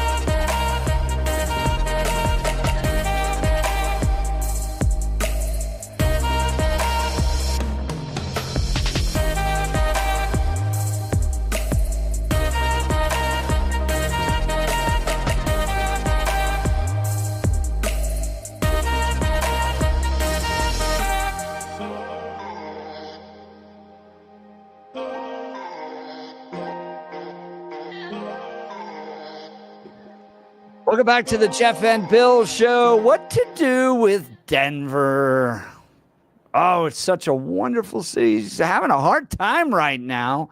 And Patricia Calhoun in the Denver Westword has a great piece, A Broken Heart. Can downtown come back from COVID construction and crime? She lists 10 ideas she has for the city to get back to its glory days. And joining us right now is Patricia Calhoun. Good morning. Thanks for being on the Jeff and Bill Show. No problem. So you love Denver. Every time we have you on, you remind us of all the good sides of Denver and to not dismiss those. And you've written this piece to kind of encourage some steps that Denver can take to reclaim that. Talk to us about some of that. Well, I do love Denver. I like downtown Denver. I like all parts of Denver. But I think Denver's done a horrible job of promoting itself, of responding to perceived and real problems. And I think that's one of the things I wanted to deal with in this cover story. It feels like, years ago that there were these 4 stabbings on the mall because so much has happened in the world since then. But it's undeniable. 2 weekends ago, we had a crazy who stabbed 4 people on the mall, and 2 of the incidents were fatal. That is a bad thing to try to come back from. It's a bad thing it's an almost impossible thing to prevent. I mean, we saw that in Vegas with the truck. We saw it in New Orleans with the truck. It's hard to prevent those random crazy acts, but you can certainly do plenty to make it feel safer down there. And you can also do other things to attract people, and you can do still more to let people know what is there, which is what the city's really doing a bad job of. Well, and everybody should be concerned about it. I don't live in Denver. I live in rural southeast Colorado, but we want a thriving Denver. Denver used to be called the Wall Street of the West, and you had all this wealth and all this opportunity, and it was a great place to visit. That's what I think everybody wants. Let's dive into some of these ideas. Number 1, get the job done on the 16th Street Mall. Oh, it seems to be taking forever. What the heck? Why is it taking so long? Yeah, tell us about this. Well, it got a late start. So back in 2020, I was looking through our archives, and Michael Roberts, you know him, had done a story. He talked to a city official who was estimating it would be done in 22 or 23. Now it's 2025. COVID certainly made a difference, but you think they maybe could have picked up the pace during COVID when people weren't working downtown. They weren't coming downtown for very specific reasons. I mean, offices were closed. So you could have picked it up faster. And there have been some very lame excuses, like they found old steam pipes under the street they didn't know about. The mall isn't that old. It was built 40 years ago. We already had historic designation and historic studies at that time. I find it hard to believe, and in fact, so did the historic agencies in this state, that was the problem. So that was one of the excuses. You also asked them to postpone the Civic Center Park project. Well, if you have been downtown, which it sounds like you haven't, Colfax is ripped up near the Capitol. They're building the BRT, which is the bus lane down the middle. That is really wrecking havoc with things. You have the mall. Can we just leave Civic Center alone for a couple years? We're coming on the 150th anniversary of the state in 2026. There are going to be assorted celebrations. Civic Center is a great place for a party. We've hosted them there. Let's just leave it alone till we get them all done. So maybe we're further along on Colfax. Patty Calhoun, editor-in-chief of Westword, that is a wonderful point, because following on the idea of the construction that has been a failure so far in 16th Street Mall, they're like, I've got an idea. Let's go start another project. You're like, hey, you haven't finished the first one. It's like a kid who's starting to build one model airplane, and part of the way through says, I need to start building the other model airplane. And you go, no. How about you finish the first project? Then let's move on to the next one. Show me that you can finish this one first. And also, if you're going to start working on the Civic Center Park project, you're taking time, effort, resources away from, I don't know, the original project that should have been done several years ago. But again, we're talking about government. What do we expect? And the plan for Civic Center isn't bad. I mean, I would argue you don't need to really do that much to the Greek amphitheater, but What it is bad is closing off this park in the center of town. And it doesn't sound like you guys go there often. I go through there every day. It's clean. It's safe. It's a great place to have Cinco de Mayo party, 420 pot party. We had our Tacolandia there. It's a great open space to celebrate the city and greater Denver. And we're going to lose it for at least a year, and who knows how much longer. Yeah, we went down for the Christmas market and the holidays. That's the last time that we went downtown, but I got to be honest that it had been months since our entire family had gone downtown because of some of the problems, one, parking, crime, and some other issues, and just sometimes the logistics getting down there. But yeah, we did wander through the area, going through the Christmas market. We did go over to Civic Center Park, and you're right. It is a wonderful place, but sometimes construction and everything else makes it more difficult. Talking with Patricia. Oh, sorry, Patricia, go ahead. Oh, I was going to say parking is definitely an issue. It's been an issue before, but the city needs to do a better job of telling people where they can go park if they're coming down to an event. Yeah, I tried to go down for the National Western Stock Show kickoff parade.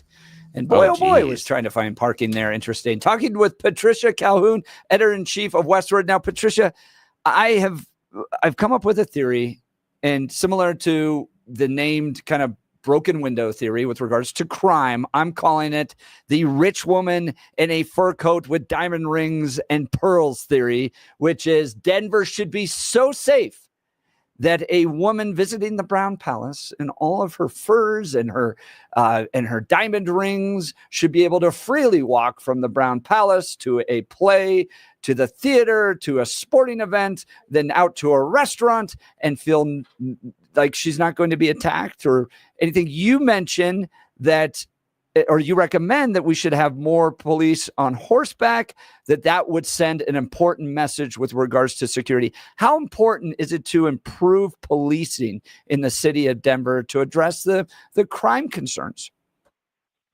Well, obviously, seeing more police anywhere, I think, does help. And what we have to remember is that rich woman in the fur coat might very well be in Cherry Creek, where there is also crime. We can't say it's just downtown. Downtown seems to get more headlines, but if you really look at the stats, if you're going out at night, Rhino has issues. There have been murders there. There have been murders in Southeast Denver. You have to put it in perspective, but it definitely helps perception to know that you see police. I would also say no woman in fur coat and diamonds is walking from the Brown to a sporting event, but that's a different issue. Well, and it's important to understand too that the city, half of its revenue comes from sales tax. So even if you're a progressive and you believe in funding a lot of these social programs that Mayor Mike Johnson wants to do, you need to have the money to do it. And people visiting the city is really, really important. Let's cover one more: improving the nightlife, the nightmare, some of those other things that you came up with, social media promotion.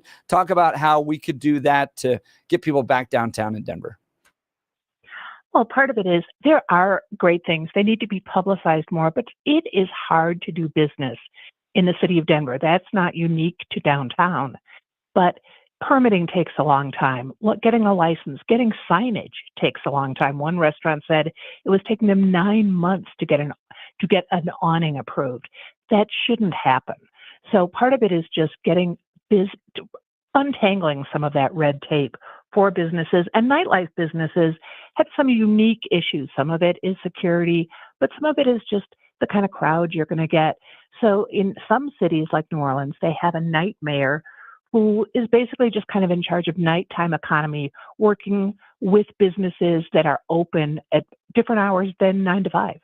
Talking with Patricia Calhoun. She's the editor-in-chief of Westword. Now, Patricia, we've also heard that restaurants closing have gone up over previous years.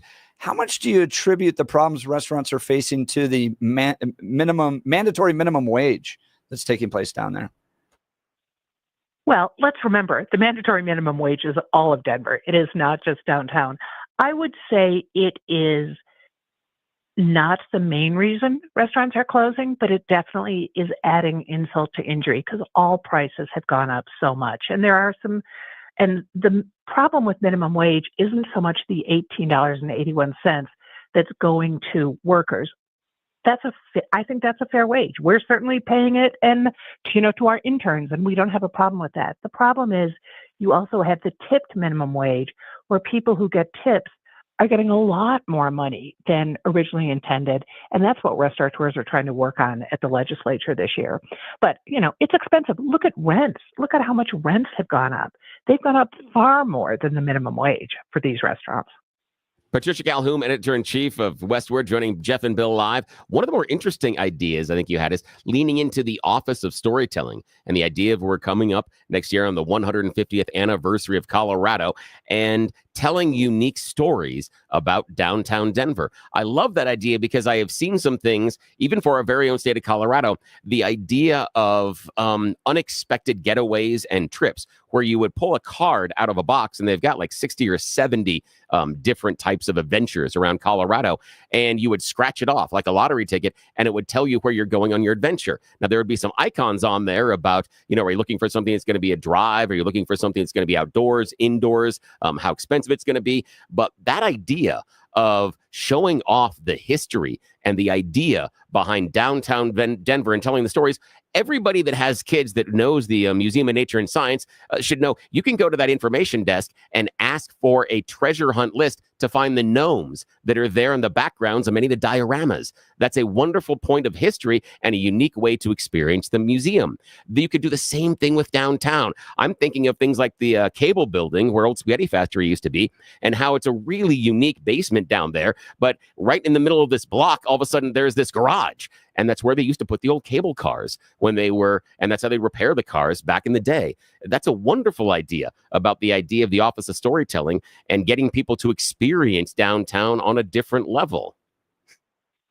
Last night, I was at the Populous. Many people have been in that building. It's the new hotel that kind of looks like an aspen tree, but also kind of looks like a cheese grater. And it's right near Civic Center. And we were up on the top level bar from which you could see the city and county building lit up for the holidays and the stock show. And it was such a great scene. There was no problem walking around downtown. So, and I know, talking about a story, I have challenged you two. You two have to come downtown with me one night. Dude, I'm all for that. Yeah. That would be a ton of fun. And we would get such VIP treatment hanging out with Patricia Calhoun in Denver. I'm not sure we'd be getting, I'm not sure I'd be getting any VIP treatment with you two, but we'll see. That's true. Once they figure out, wait, you're with who? Yeah, exactly. Close the door. Yes. Patricia Calhoun, editor-in-chief of Westword. You can get a subscription and read all their great coverage at westword.com. Thank you so much for taking time to join the Jeff and Bill Show. Yes, thank you. Have a wonderful weekend. It's my pleasure. I'll see you too soon downtown. Yes, That'll we be will. fun. She's going to know all the little secret areas. Oh, yeah. We got to do that because now we could video. And let's see if we can do a partnership where she does something. Maybe she'll do something on a write-up on Westword about the adventure we take with her. And then we do something here on the air. We share videos. Yeah. Let's talk about this. Let's game plan this. And we could even bring her one of our new T-shirts. Yeah. Is she a Kyle Clark fan? I don't know. We'll let her pick. Yeah, we'll let her pick whatever pick she wants. Yes, exactly. She can have whatever she wants. She's the best. All right. You're listening to the Jeff and Bill Show. This is Denver's Talk Leader, News Talk 710 KNUS.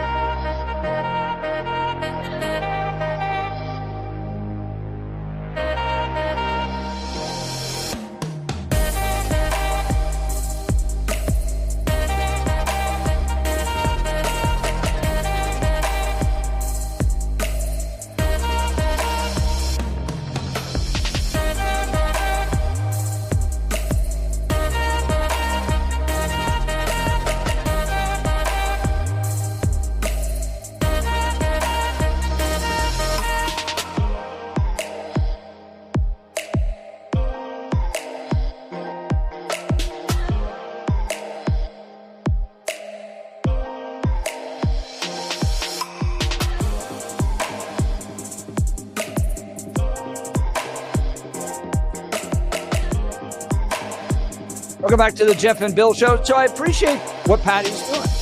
Patricia Calhoun, editor-in-chief at Westword Magazine, coming up with some practical ways that downtown Denver can improve. For me, it's two things. Yeah. Really, really easy in the sense to comprehend. It just needs to be implemented, and progressives don't want to implement these. One is just getting incredibly serious about crime. Just being like, the mounted police was a brilliant idea from Patricia. Oh, I love that idea. It just needs, safety is the top issue, is the reason why nobody wants to go down there. They don't feel safe.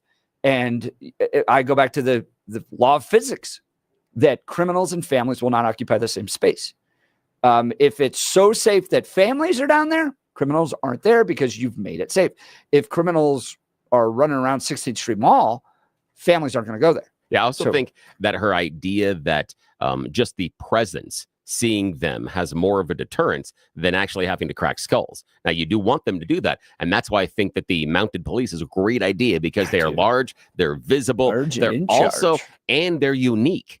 And so it creates a unique experience of being downtown as well. And if those families see the police and then see that police presence, that has a deterrent effect. So, yeah, I like that a lot. I think it's good. The other thing is you got to just free up the regulatory issues and the mandatory minimum wage that's killing restaurants. Those are if you did those two, and I like some of the other ideas, but those are the two big ones. You can take care of those. I think start to free it up. I'm not sold on mandatory minimum wage at all, but I am sold on the regulation process. The idea that she outlined 9 months. Yes, exactly. You and I hit the same thing, man. Yes. I should say jinx and you owe me a Coke, because 9 months to get an awning approved. And we know a lot of larger restaurateurs have said they're pulling stakes in Denver and not going to look at opening anything up new, either downtown or elsewhere in Denver Metro proper, because the regulatory burden is so ridiculous. It's much more efficient for them to go somewhere else. Put oil and gas back at the center of Denver. You'll fill all those office buildings. They'll be buying steak dinners, and we'll be paving our streets with gold. But we'll see. All right, next, Scott Bottoms is up. He's taking on Billy and any Democrat nominee. He wants to be governor. You're listening to the Jeff and Bill Show. I don't want to be governor. This is KNUS. Thanks.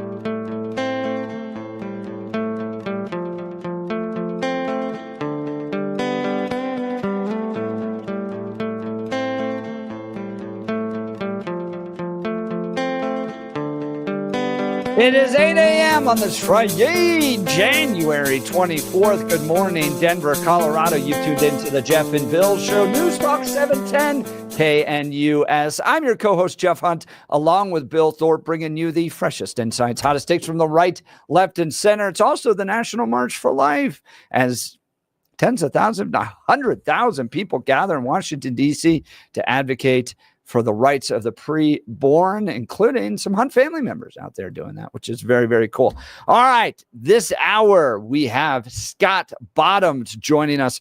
Scott Bottoms is a lawmaker down at the Colorado State Capitol, known as one of the most feisty conservatives, willing to take it right to the left. No fear every time. He is awesome. We've had him on the show before, and he and Billy really had a great conversation. So this will be a fun one. And can Scott Bottoms win in this deep blue state? I think there's a 15-point gap between Republicans and Democrats in the state. So how do you overcome that? Do you do so by becoming more conservative? Interesting. We'll get into that and a lot more. But first, news and comment with Blake Colson. Good morning, Blake. All right, Jeff and Billy, thank you very much. Bottoms to the top. 22 degrees, cloudy in Denver, expecting a high of 32. The 7-10 5-day forecast coming up. Our top story. I do love Denver. I like downtown Denver. I like all parts of Denver. But I think Denver's done a horrible job of promoting itself, of responding to perceived and real problems. Patty Calhoun, editor-in-chief, Westword, on with Jeff and Billy last hour. Great interview. She has a new piece out. You need to check it out to improve the city in Westword. As we see another stabbing in downtown Denver last night, a suspect is in custody after police called to the 700 block of West 29th Avenue near Coors Field. And after investigating, one person was taken to the hospital with undisclosed injuries. Police did not offer any information about the suspect or a possible motive in the stabbing. It feels like, years ago that there were these 4 stabbings on the mall because so much has happened in the world since then. But it's undeniable. 2 weekends ago, we had a crazy who stabbed 4 people on the mall, and 2 of the incidents were fatal. You know, that is a bad thing to try to come back from. It's a bad thing it's an almost impossible thing to prevent. I mean, we saw that in Vegas with the truck. We saw it in New Orleans with the truck. It's hard to prevent those random crazy acts, but you can certainly do plenty to make it feel safer down there. Check that piece out. It's really good. DJT to visit North Carolina and Southern California today. He'll stop in North Carolina where Tropical Storm Helene caused billions of dollars worth of damage last September. Then to California to see how Governor Newsom wreaked havoc on the state again. NBC's Rory O'Neill on with Jeff and Billy last hour to talk troops at the border. Apparently, the grand plan is to have about 10,000 soldiers there to help with this massive deportation effort to remove millions of people they say are in the country illegally. That's going to mean building 14 detention facilities that can each hold 1,000 people and 4 large facilities that can each hold 10,000 people. A Haitian criminal in the country illegally, says F Trump, Biden forever, arrested by ICE, part of a Boston raid on the worst of the worst criminals in the country. Bill Malugin on Fox. This is great stuff. I'm not going back to Haiti. One of those threats is this illegal alien from Haiti. ICE says he's a gang member with 17 criminal convictions in recent years. Trump, you feel me? Yo, Biden forever, bro. Thank Obama for everything that he did for me, bro. ICE Boston quickly takes down its next targets, including this illegal alien from Brazil who has an Interpol red notice for armed robbery. This Salvadoran illegal alien charged locally with rape and released by a sanctuary jurisdiction. And it goes on and on and on and on.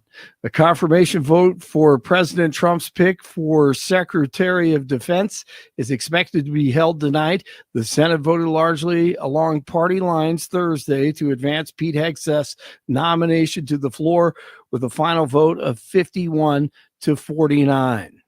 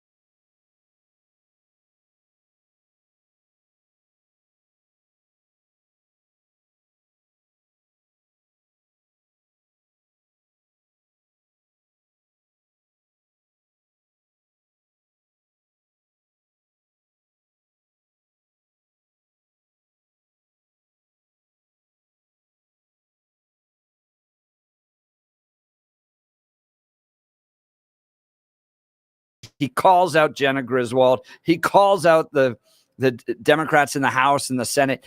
And he's just bold. And it's fantastic to have that type of representation down at the Colorado State Capitol. Now, Scott Bottoms running for governor of the state of Colorado. Can he win? He's going to join the Jeff and Bill show. Good morning, Representative Bottoms. Thanks for being on the program. Morning.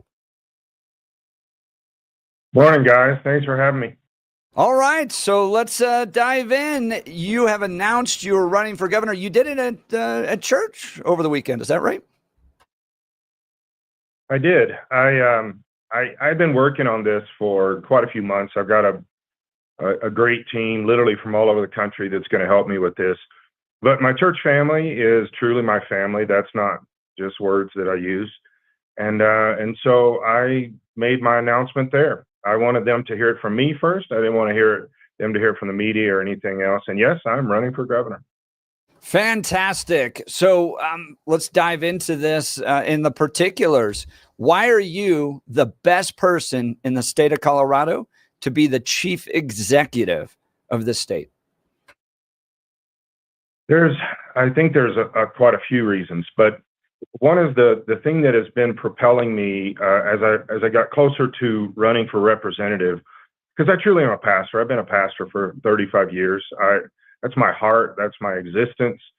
But I've been watching our state, but our country too, but specifically the state of Colorado, just continue to regress and slide into this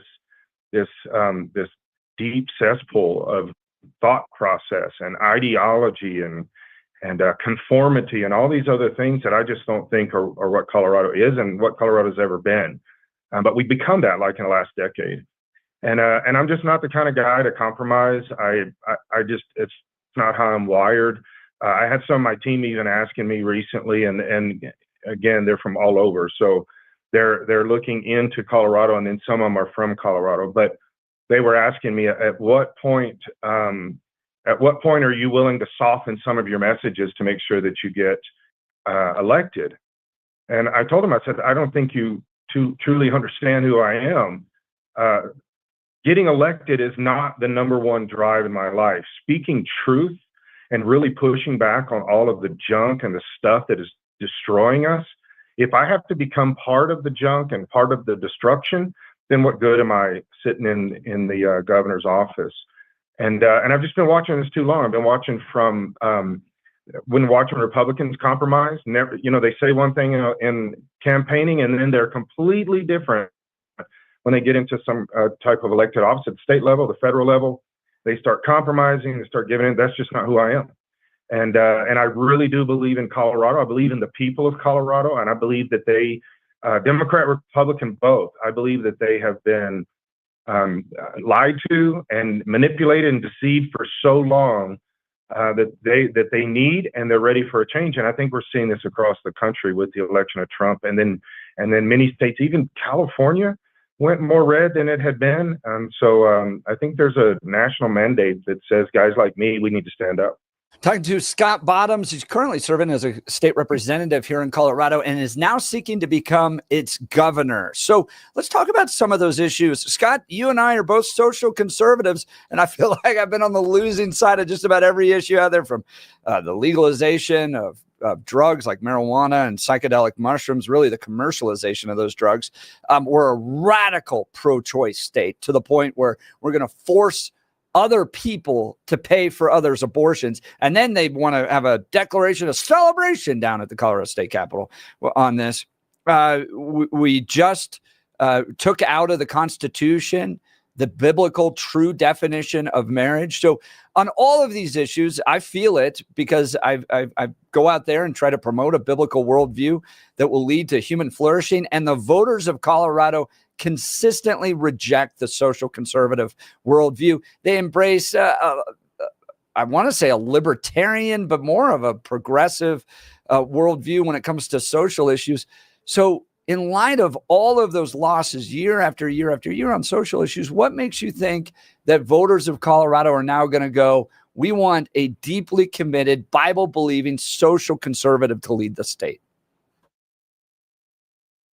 Well, I get a lot of contact with Democrats. They come talk to me. I haven't necessarily reached out to any of them, but they are, in fact, two different races in this last election cycle that were Democrats. Democrats within the state came to me and asked me, how can we defeat these two radical Democrats? And both of them were defeated. Now, I would like to see the entire state swing so far right that we've lost our moral compass, we've lost our minds, we've lost a lot of things. But here's what I have been seeing is and there's issues on the Republican side too, but the Democrats in Colorado, and this is being pushed back across the nation, but the Democrats in Colorado are being framed, their party is being framed, that they are the party of transgender ideology, grooming children, surgeries for children at 12 years old. And we debated for hours in the House whether or not whether they should have the surgeries, but whether the parents should know at 12 years old. And so the Democrats across the state, and I strongly believe this, and I talk to people constantly, they are tired of this. The Democrats are tired of this. They're tired of being a groomer party. They're tired of being the transgender party. They're tired of the DEI. We're seeing DEI pushed back across the entire United States. They're tired of being told what pronouns they use when they know that these are not true things. They know this is not truth. And just because somebody else is having mental health issues and living in a delusional lie doesn't mean that they can force this on us. And the Democrats are the one coming to me and saying, we've got to change this. We have got to take our state back.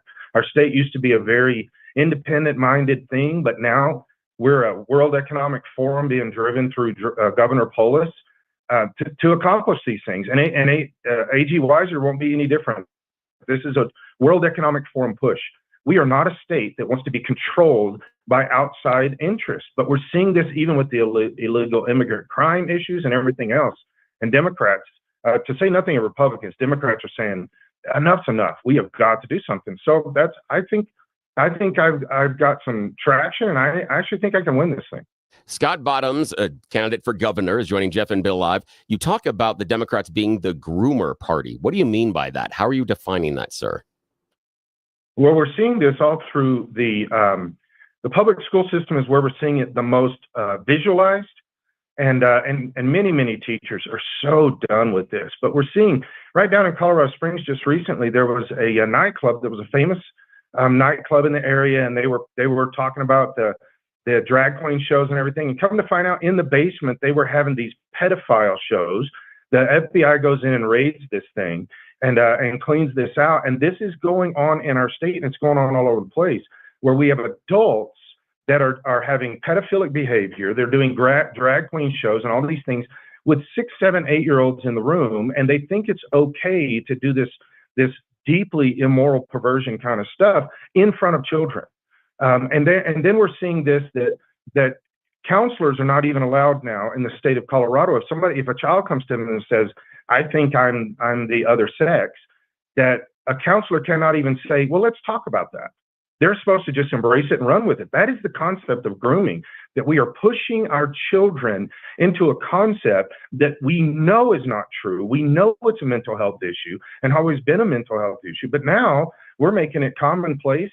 And this is pedophilia. It needs to be addressed in a legal sense, and people need to go to jail for this, not be promoting it and making it part of the Democrat Party stance. That's not who I don't think the Democrats in Colorado are this thought process. Help me understand what you mean by the idea of transgender ideology and equating that with pedophilia. How are you getting to that conclusion?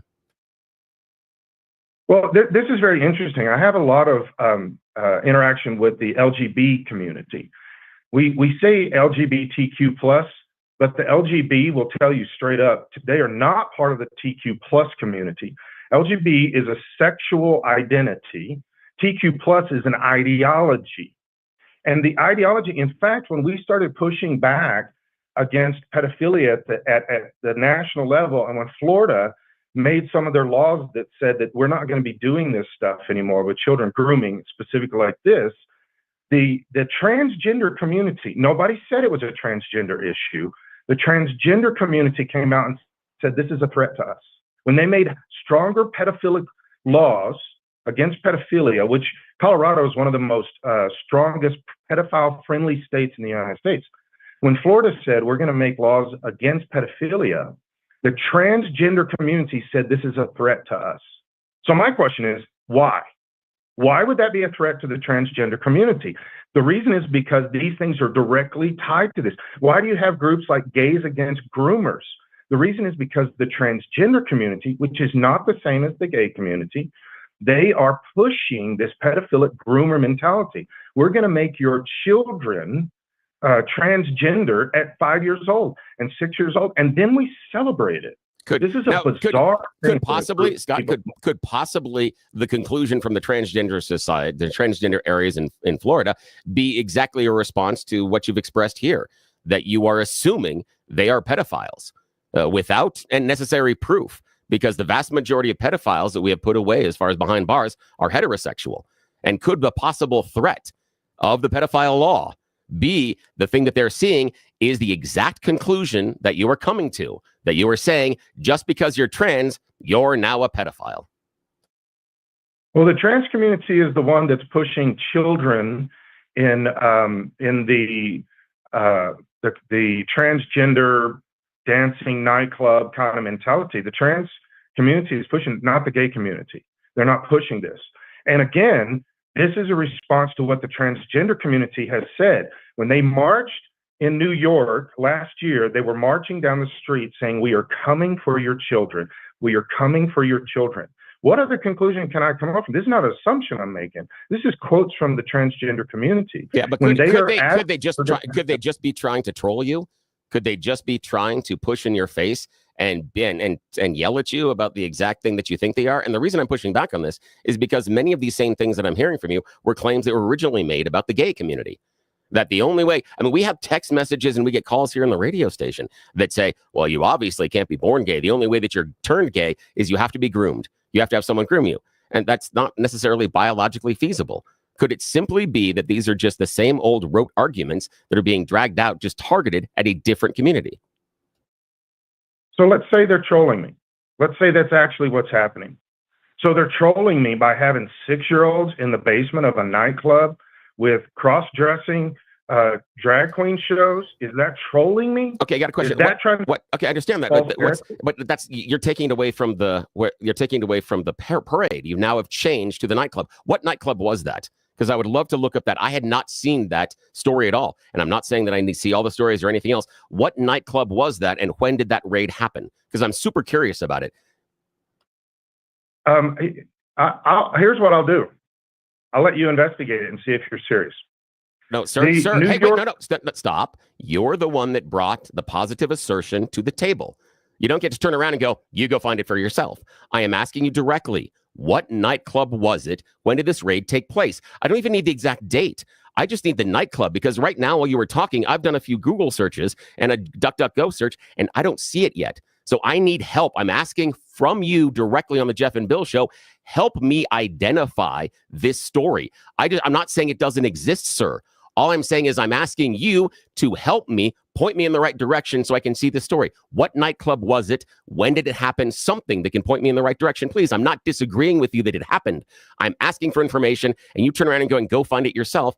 I disagree with, sir. You made the positive assertion. Please help me find the story. Help our audience find the story. What nightclub? When did it happen? Even just a rough table. When? Where? It happened 2 months ago.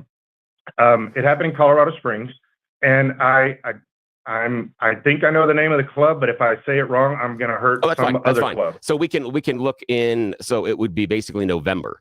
So it would be November of early 24? November, late October, early November. Okay, yes. That's fair enough. Okay, I will take a look. So let's go back to the trolling. Let's say that the 100,000 people that are shouting, "We're coming for your children," is trolling me. They're going to use children. They're going to use the sexuality of the most innocent among us to troll. Is that really their guideline? We're seeing drag queen shows all over the United States. We're seeing this was a major fight in Castle Rock at their city parade that they were dealing with this. So we're saying that's trolling, that they're using, even if they're not actually having any kind of pedophilic mentality, which there's no way you can say having drag queen shows in front of 5-year-olds is not pedophilic. That is. But let's say that's trolling. Are we going to let them use our children to do this? Are we going to let them truly try to pervert an entire generation to get the goat of somebody like me? Is that really the stance that you're going to take here? They're trolling us? Talking to Scott Bottoms. He's a state representative now running for governor of Colorado. Scott, let's talk about the Democratic cabal. You take them on a regular basis down at the state capitol. Just, in fact, yesterday, I believe you were having a conversation with Jenna Griswold, who's running for governor, brought up on campaign finance violations already for having a website without actually announcing that she's running. But you've run into them. Jared Polis, Phil Weiser, Joe Neguse, Jenna Griswold. They have so much money. They have so much power that they implement in this state. How can Republicans stand up to the Tim Gills, to the strikers, the Polises that just have been able to essentially buy these elections? Well, I really am. I don't think I'm being naive here. I think I'm being simplistic in the approach. But I really do believe in truth. I believe in the power of truth. I'm also a strong Christian. I believe in the power of absolute truth, which comes only from Jesus. There is no truth outside of Jesus. There's also no lies outside of Satan. And so when you're standing on the side of truth, there's a supernatural power behind that. That's an absolute. Okay, there is no such thing as relative truth. There is no such thing as your truth, or any of those kind of things. No such thing as your reality. There is truth, and I believe when you stand on the side of the truth, money can't overpower that when it's absolute. And so I also believe I have the grassroots mentality behind me. I think the average voter in Colorado, and again, I'm not saying Republican, I'm saying Democrat and Republican. The average voter behind me is tired of this. They are tired of them playing with our children and manipulating our kids. And then we see all the DEI stuff, and it's destroying our state. We pass laws constantly in the House, and there's a handful of us that argue against this stuff, but that are destroying our economy, destroying businesses, destroying home ownership. Our governor in the state the last 2 years in a row has said that he does not want people to own property, that he wants people to not own cars. He wants everybody to ride buses and trains. This magic $1 billion train that's supposed to go from Pueblo to Fort Collins, and we have no track laid, nothing is happening, but we've been pumping money into that for years.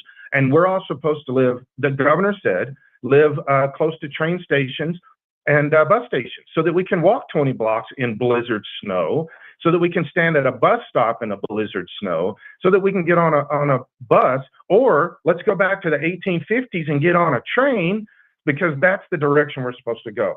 The people of Colorado are tired of this. Don't tell me what I can drive. Don't tell me where I have to live.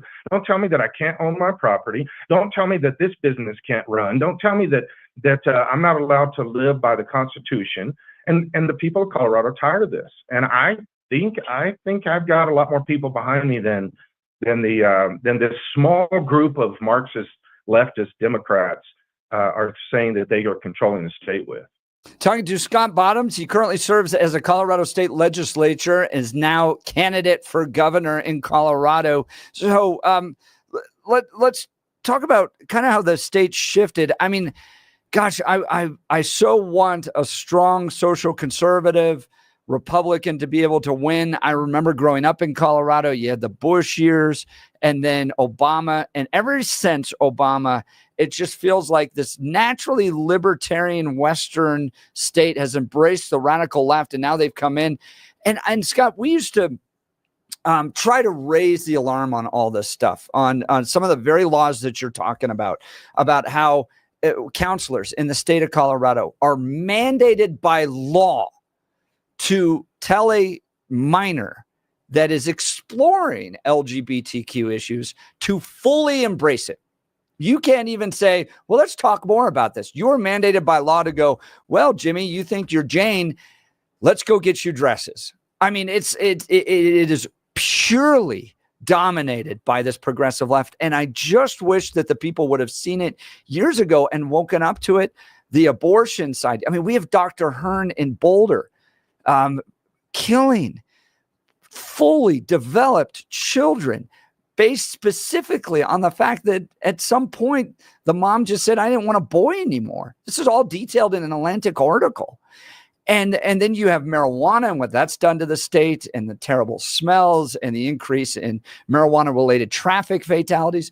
On every element, this state has gotten worse and worse and worse. People won't even go down to the city of Denver. We had Patricia Calhoun, Westword, on right before you. She's even addressing the real concerns that the people of Denver are facing, and yet they go into the ballot box and they go Democrat. Over and over and over again. Why is that happening in this state, you think? Well, again, I think there's a few layers. One is I do think that there's an old mindset. Yesterday, President Trump released the files on RFK, JFK, and MLK. And so my wife and I were talking about this. What made JFK what he was? And I think it was pretty amazing. JFK would not be accepted in the Democrat Party today. He wouldn't even be considered a middle-of-the-road Republican. It's amazing that the Democrat Party is what it has become what it is. But I just don't think that the average Democrat really thinks like that. I think they don't know the bigger picture, and I don't think they're being lied to constantly. We see that from Governor Polis. He's never truthful about what's going on in our state. He's trying to frame himself as a moderate libertarian so he can become president. He's one of the most liberal governors in the entire United States. So the average Democrat doesn't know this stuff, doesn't process it. When I talk about things that are going on in the House, we passed a law last year that said that teachers cannot, it's against the law for teachers to tell parents that their children are considering a change of sexuality, a sexual identity or whatever. The Democrats are appalled by this. They don't know what's going on. And so I'm not being naive here. I know that what I'm doing is an uphill battle. I know that you said that it was about a 15-point spread. I think Colorado is actually about a 20-point spread, 60-40. I know that what I'm doing doesn't make sense, and I'm climbing a hill that may not be able to be climbed, but I think you have to, because the average person is tired of this. And when they're going to the polls, what they're voting for is not what they think they're voting for. They're just being manipulated by a very small group of leftists, Marxists in our state. And that's where we got to change the narrative. Talking to Scott Bottoms, he's running for governor. Now, Scott, we're getting text messages here, wildfires. What would you do in Colorado to prevent Coloradans from experiencing what happened in Los Angeles? Well, one thing is I would make sure fire hydrants have water in them. I don't know how this craziness that is called California happens all the time, but we are headed there as Coloradans. They do all of these DEI mentalities, DEI hires focused on environmental issues over the safety of people, all these other things. Reservoirs are empty, fire hydrants are dry, and they're pumping millions and millions of dollars into all these other things. The wildfires in California could have been prevented. And one of the things that we've kind of started doing better in Colorado, we're not there yet, is we're trying to mitigate some of this. When you just put a blanket on any kind of wooded area and say, we're never going to let that be cleared, we're never going to let it be trimmed back, we're never going to let this happen, you are setting yourself up for fires. The year that I moved to Colorado Springs, 2012, like a week later is when the Waldo Canyon fire happened. Came over the mountain, I'm watching that. The next year, the Black Forest fire. A lot of the Black Forest fire was made worse because there was no mitigation around homes or anywhere of those kind of things. People were doing it privately, but the public push was actually resisted in quite a few different ways. And Scott, so we have Scott to be able Bottoms, to, candidate for governor. I want to interrupt you right there. You were talking a second ago about California and mismanaging the water. I can get with you on the idea of them not building enough reservoirs, etc. But you referenced the fire hydrants and saying that there's enough water in the fire hydrants. Why was there not enough water in the fire hydrants in L.A. when those fires hit, in your opinion?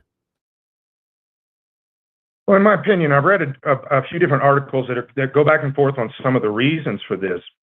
But one of the reasons is they were not putting enough money and resources into the infrastructure of this.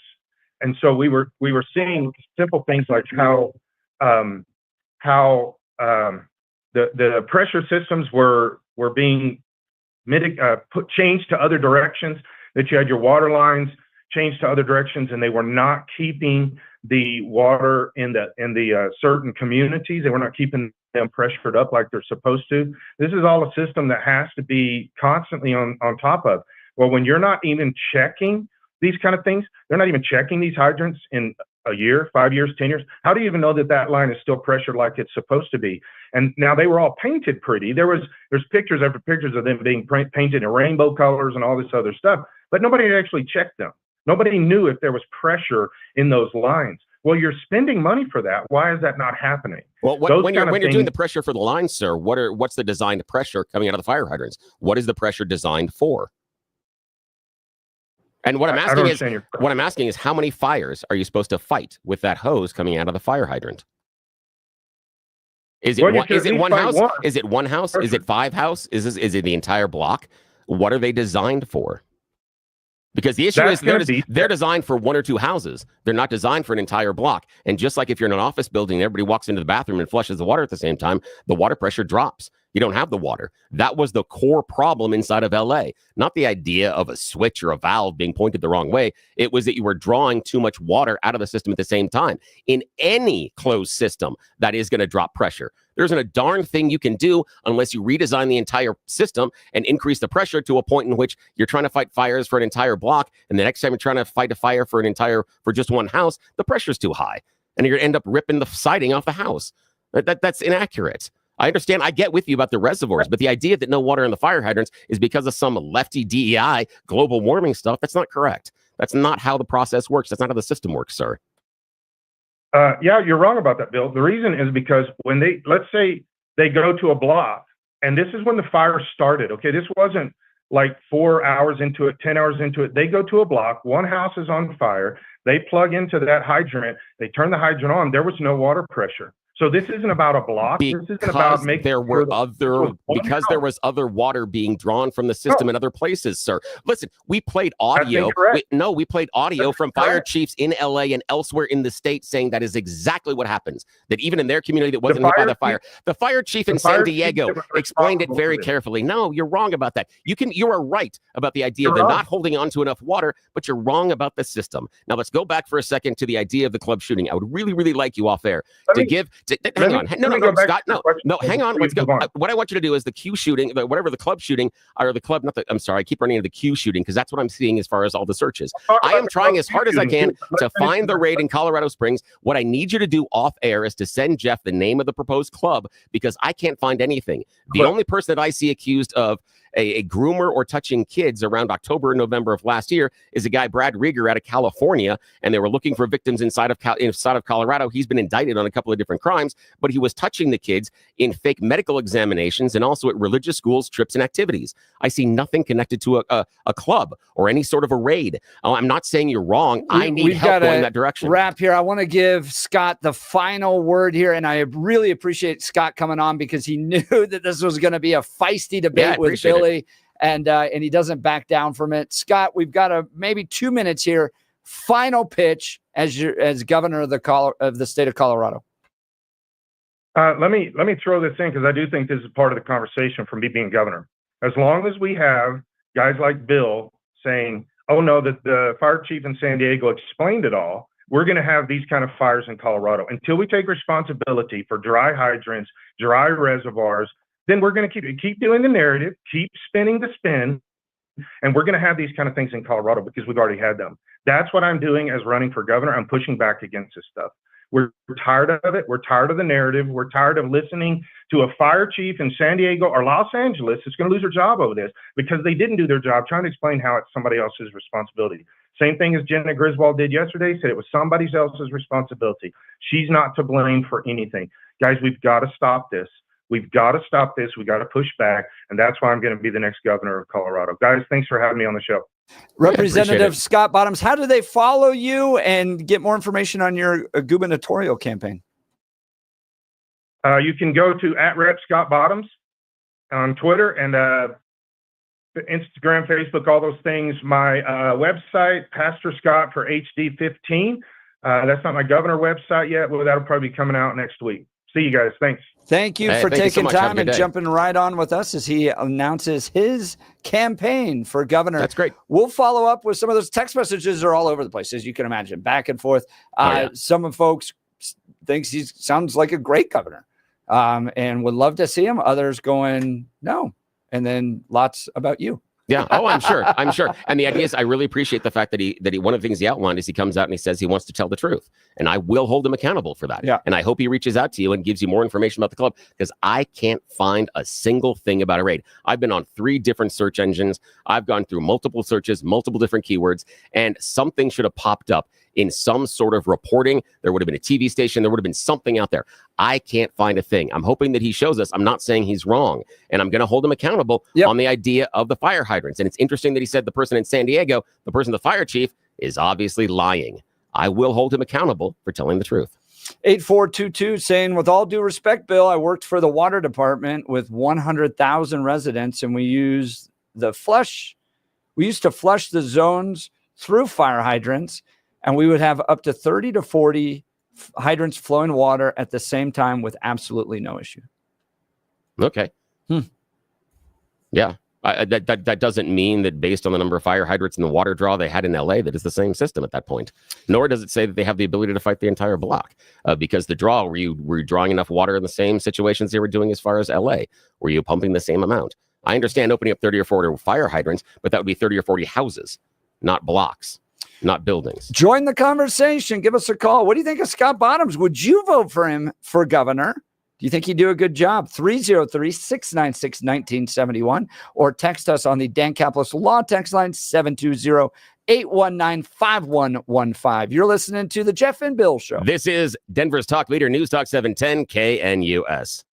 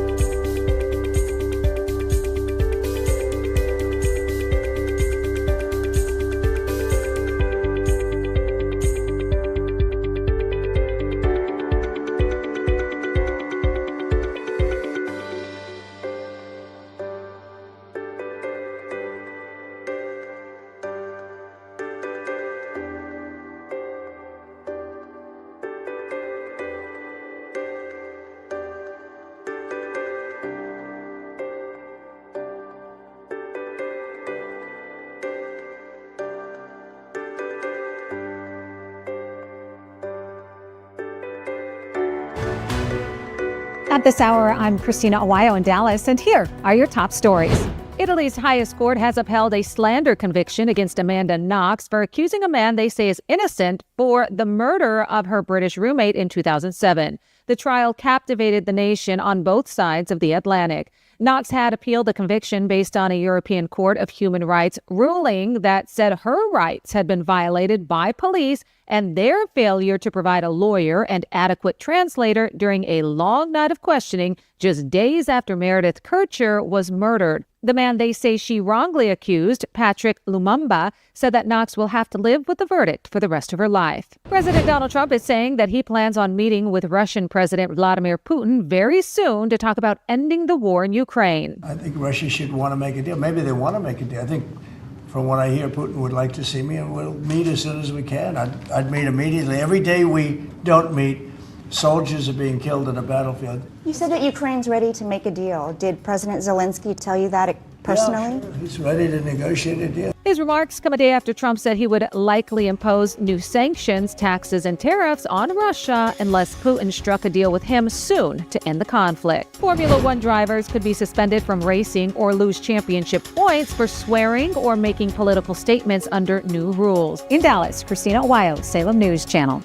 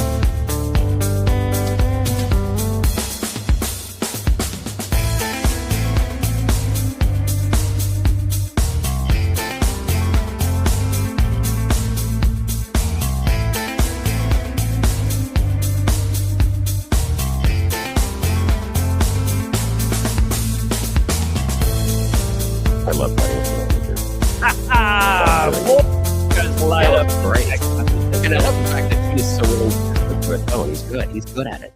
He's really good. So I enjoy him. And I'm not saying he's a bad choice for governor either. I'm not endorsing one way or the other, but solid dude. So I appreciate his time. 4838. I'd absolutely vote for Scott Bottoms. He's a fearless fighter that doesn't compromise his values. Most importantly, Correct. he has a moral compass. He's got to be truthful about the Colorado Springs thing, though. Yeah, we'll keep looking. Again, we don't know if it's true or not true, but we're going to keep looking. Tony from Denver, I've got a campaign slogan for your guest. Vote for the bottom of the barrel. Vote Scott Bottoms. Ouch. Oh, but that is our text message line. yeah, that is. It is. And we appreciate each and every one of you that spends the time to stop the portion of your day and then text in and say things to us and sometimes call me dirty names. 8422 going, look, these hydrants are usually gravity-fed water tanks and reservoir pumps, pressure relief valves, and the pressure sustained system at the water treatment plants. Plus, the fire departments have hydraulic pump trucks that literally suck water out of the hydrants with low flow. That's the person that works in the water and they did bring department. some of the water trucks in, and they were working on that one. And one of the weaknesses that I believe was identified in the early time of the Palisade fire is there is a reservoir and some water, reservoir and or water tanks, I don't remember exactly which, that had been under repair. And just like our 16th Street Mall, the repairs were taking too long. It should have been up and running, and that could have helped mitigate, in my understanding, some of the earlier blazes, and it may not have gotten as out of control then. And so Scott does have a point about the construction of the reservoirs and the management of the water. Scott Manning going, Billy, you're so rude. Scott, Eric Manning saying, Billy, you're so rude. Scott's never going to come back on this show, but he and Billy have gone back and forth before. That's not anything new, and that's what makes this show unique. And it prepares him well for any Kyle Clark interviews he's going to do. All right, we'll continue. You're listening to the Jeff and Bill Show. This is Denver's Talk Leader, News Talk 710 KNUS.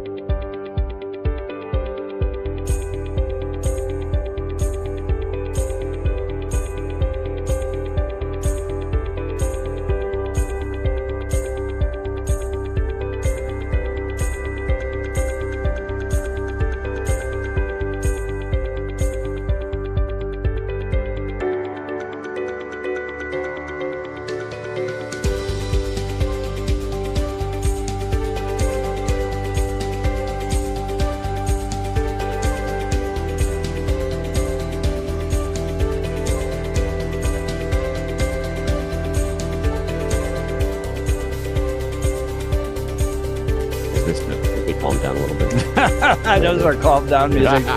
And shout out to the caller that said they didn't catch all the interview with Scott Bottoms, but their 80-year-old mother did, and said she loved what she heard from Scott, and she's going to be a proud supporter, and would even make phone calls, knock on doors, do the outreach stuff. And so, interesting. Yeah, that's fantastic. Nice job. 5556 saying, "Hey Bill, check out September 30th." Yeah. Okay, let me write this down. But this is 2022. I don't think that's right. Oh, 10 child sex predators were arrested in Colorado Springs per 11 News. Okay, cool. I appreciate that, and thank you for the window of time. I will look at that. It was a sting operation. Excellent. Thank you so much, because he was talking about 2024, and that could easily be the problem, is we were just in the wrong time window. And that's great. I appreciate that, texter. Thank you. 9310. The goal of freedom of the press is to keep our elected officials honest and accountable. Bill, I never agree with you, but on this, I applaud the goal. Thank you. Oh, thank you so There you much. go. And I appreciate you agreeing to disagree with me, but understand that sometimes I might have a point. But again, I'm not right all the time. I've got 4 kids. I'm wrong daily. Yeah, every day. We'll continue in the 9 o'clock hour. We've got Ian Escalante, Rocky Mountain gun owners, give us an update on this bill down at the state capitol that would pretty much take away all the pew-pews. Unless this is interesting. Democrats want to get back to like literally muzzle loading guns. Yeah, it's go to war and you have to, do the thing. The issue that I've got, the problem that I've got is the idea from the Democrats of being able to put the toothpaste back in the tube. I have no one that's ever been able to come to me and say, if we were going to, let's just say that we banned all the guns tomorrow, all of them by executive order. How do you get them? That's what I can't figure out. I think the Democrats are being just dumbasses on this one, but we'll talk about it. We'll talk to Ian, and then some cowboy poetry will take us into the weekend. It's going to be a fantastic hour. Don't miss it. You're listening to the Jeff and Bill Show. This is Denver's Talk Leader. We are News Talk 710 KNUS. Hang on. We never know what's going to happen next.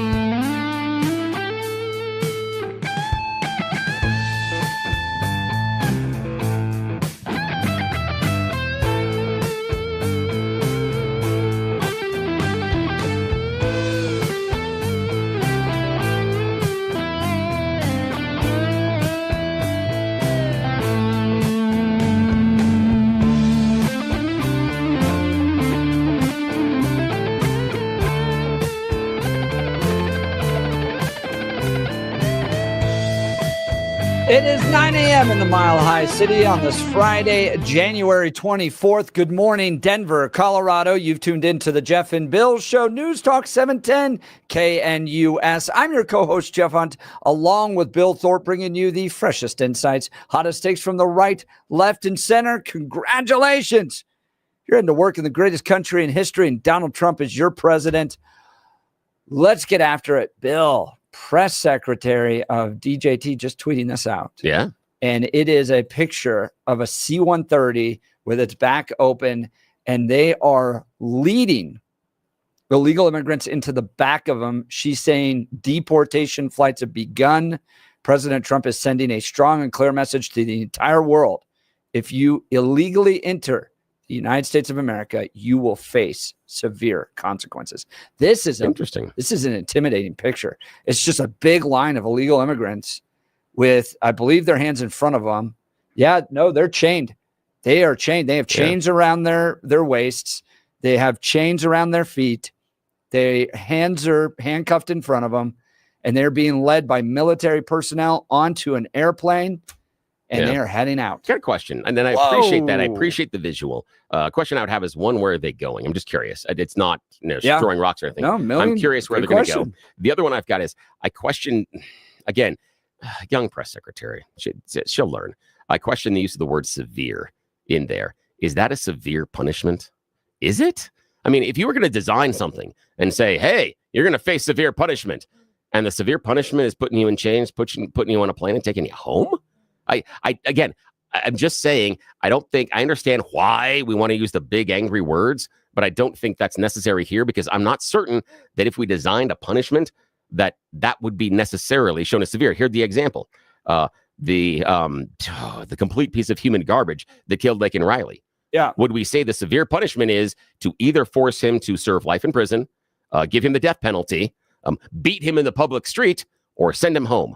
Of that spectrum, sending him home is the least severe of all the possibilities. Well, if he was kicked out of the back of the airplane, it was at 40,000 feet. Yeah, but they're not dropping these guys out of the back of the airplane. That's the thing. Then it would be severe. Oh, yeah, it is, but they're not dropping those guys in the picture out of the back of the plane. And so that's why I'm like, be careful with the language you are using, because in some ways you're making promises that you're not going to be able to fulfill.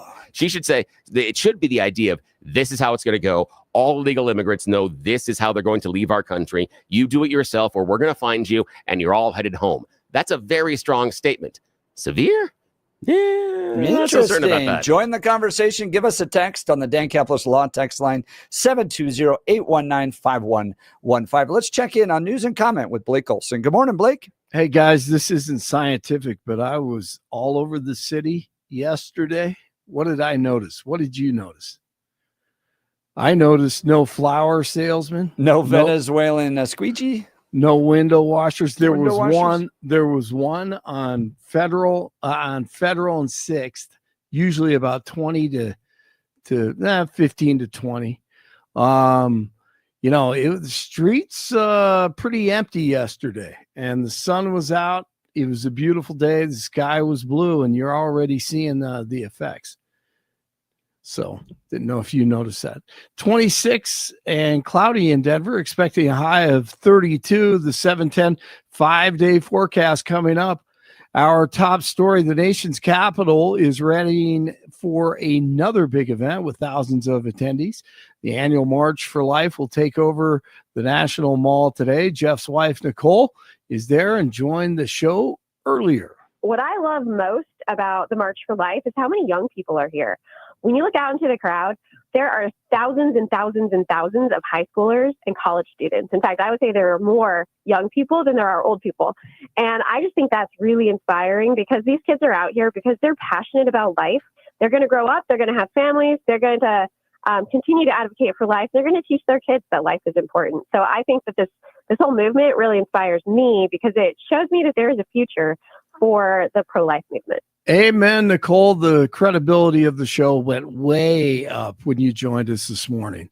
Colorado Rep Scott Bottoms started from the bottom. Now we're here, running for governor, on with Jeff and Billy last hour. But I've been watching our state, but our country too, but specifically the state of Colorado, just continue to regress and slide into this deep cesspool of thought process and ideology and conformity and all these other things that I just don't think are what Colorado is and what Colorado's ever been. But we've become that like in the last decade. And I'm just not the kind of guy to compromise. I just, it's not how I'm wired. He talked fire hydrants with Billy and much more, and he had the last word. Let me throw this in because I do think this is part of the conversation from me being governor.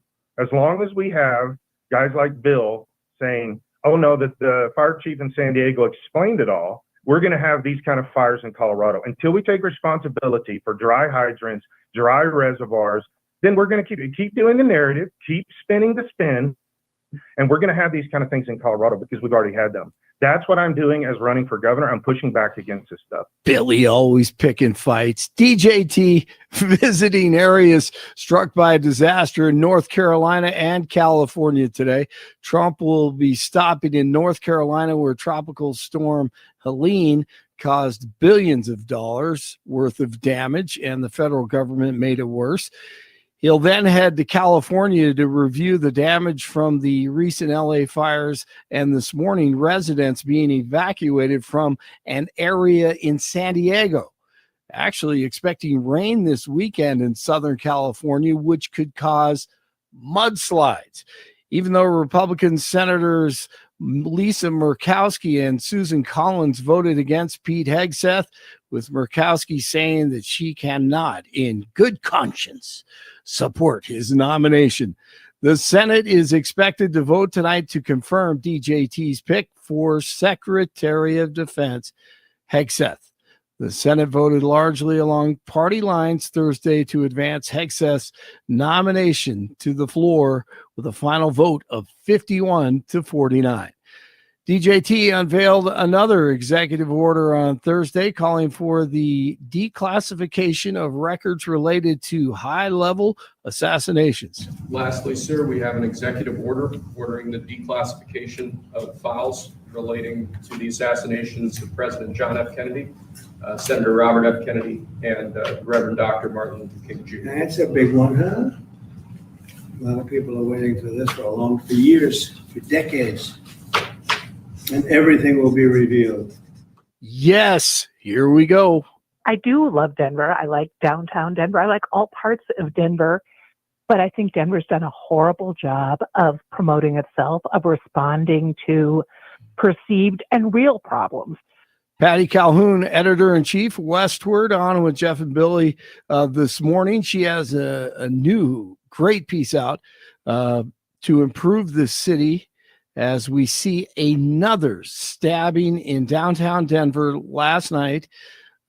Suspect is in custody after police called to the 700 block of West 29th Avenue near Coors Field to investigate. One person was taken to the hospital with undisclosed injuries. Police did not offer any information about the suspect or possible motive of the stabbing. It feels like, years ago that there were these 4 stabbings on the mall because so much has happened in the world since then. But it's undeniable. 2 weekends ago, we had a crazy who stabbed 4 people on the mall, and 2 of the incidents were fatal. That is a bad thing to try to come back from it.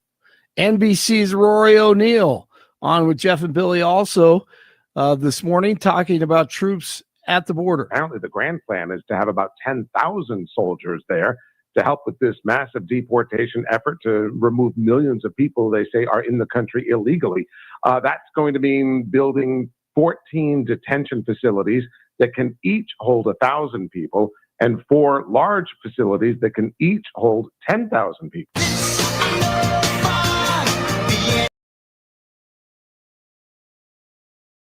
Pete Carroll is not finished. He may be the next head coach of the Raiders. Reports coming out of Vegas today. Nuggets over the Kings, 132-123. Jokic with his 5th straight triple-double. 22 in Castle Rock and 23 in Broomfield, 26 in Denver. TGIF. Jeff and Billy continue. Whoa, hey, what's going on here? Get a room, you two.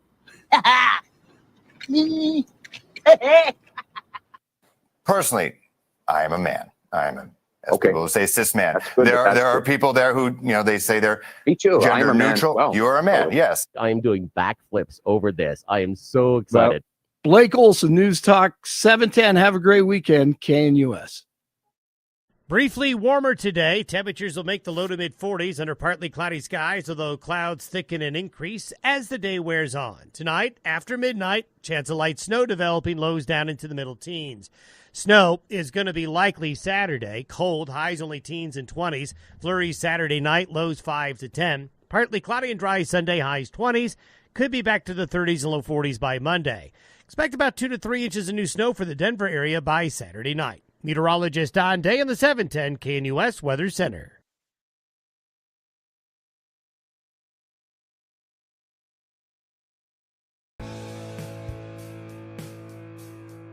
This is good intro music for our next guest. Ian Escalante joins us from Rocky Mountain Gun Owners. Ian, let's dive in. What's happening at the state capitol on this effort to pretty much ban anything that goes pew-pew? Yeah, no kidding. Well, good to be back. Thank you, Jeff and Bill, for having me on. We have the first hearing for Senate Bill 3, which is the 2025 assault weapons ban. I came on and talked about it a couple weeks ago before we actually got a chance to look at the bill. But this bill is so bad. It's the most sweeping gun ban that's ever been filed in Colorado history. So it's going to be before the Senate State Affairs Committee this upcoming Tuesday. And the Democrats in the Capitol, in their normal, fair and honest and transparent fashion, gave us 3 days notice. And additionally, they're enforcing this rule package that newly elected Senator Mike Weissman, who's the new chair of the Senate State Affairs Committee, is going to be enforcing. So you can't impugn or talk about the motives of the bill sponsor. And if someone comes up and lies and says that the motives, the motives. Well, we know what his motives are. Oh, but we you can't can't say even that. talk about You it. can't say it. No. They won't let you testify if you do The that. guy's entire career is motivated by what happened to his son. Absolutely. What happened? That's why he's running this bill. Absolutely. Can't even talk about it. No, you can't talk about it. And the other thing too is that you cannot make a comment on other people who have testified. You can't make comments on their testimony. So if someone, because last year when the Epps Hernandez assault weapons ban, when that went through the Judiciary Committee, you had all these people from Ceasefire Colorado and Moms Demand Action coming up talking about the fully semi-automatic AK 556s that can shoot a bullet that can cover 2 football fields in a split second and break the sound barrier. If they say something ridiculous like that, I can't go up there and say that's a lie. Unbelievable. So, I mean, this thing's marching ahead, and I mean, we're likely going to have to fight this if it passes in court, but hopefully we don't have to get that, because in years past, you've been able to stop it. So this is up Tuesday, right? This will be up Tuesday at 1:30. And for everyone listening, this is really, really important. If you're able to take the day off and come out and testify against this, you got to do it, because at the very least, we need to make sure that if they're going to go ahead and ram this through, we're not going to make it easy for them. We're gonna come kicking and screaming. We're going to keep them up late, and we're going to make sure that they know. I want them to look the people that they're going to be completely, the lives that they're going to be destroying, the businesses that they're going to be ruining. I want these people to look them directly in the eyes. Well, when we were fighting the pro-life battles down at the Colorado State Capitol, we would testify from 1:30 to 4:30 in the morning the next day. Yeah. I mean, and you have to make it hard work for them, that they are passing something so egregious that we're not going to just quietly go into the night. You need to fight. Obviously, leave the guns at home, because they won't let you carry it down to the Colorado State Capitol. But it's important to show up and fight these. So it's going to start in the Senate. Normally, it starts in the House. Why is it starting in the Senate? So that's really concerning. Part of it is, so there's a couple reasons why it started in the Senate this year. One, the makeup of the Senate looks different. Mm-hmm. The numbers are exactly the same as they were last year. Yeah. But the people, the members of the caucus are very different. And term limits has a lot to do with why we're in this situation, because we had a bunch of the older blue dog Democrats that said, we're not going to support a radical gun ban like this, get termed out. And then we had people like Mike Weissman and Kathy Kipp. They all moved up to the Senate. And then we see Amon Judah, who's a total radical, free Palestine leftist, get moved up to the Senate on a vacancy committee. So now we have some of the radicals who had sponsored that bill in the House are now in the Senate. And that has changed up the makeup of the Senate now. So we have a lot more radicals in the Senate. Are there any Second Amendment supporting Democrats left out there? I mean, I can usually count on 3 of the Democrats in the Senate to vote no, and that's usually Henriksen, Roberts, and Snyder. But we'll see. We'll see. I mean, I would expect all 3 of them to vote no. But Mark Snyder had his name on the bill. He told me that it was all a misunderstanding and that he was going to take his name off in second reading and he was going to vote no. Given that fact that he's voted against it the last 2 years, I tend to believe it. But you also have this situation. Is that enough, though? 3 Democrats? No, how many Democrats do you need? We would need, out of the 23, we would need 6 to defect. 6 to defect. And what is Coleman saying? The president is saying? Coleman is fully on board with it. I thought last time we were talking, he would seem more reasonable. Yeah, but at the end of the day, Democrats are going to Democrat. Democrats are going to Democrat. And we're going to see how this goes. I mean, here's the thing. They wouldn't be pushing this through the Senate this quickly if they didn't have the votes. Where we have the chance of killing it this year is actually in the House. Really? Because we were able to flip 3 seats.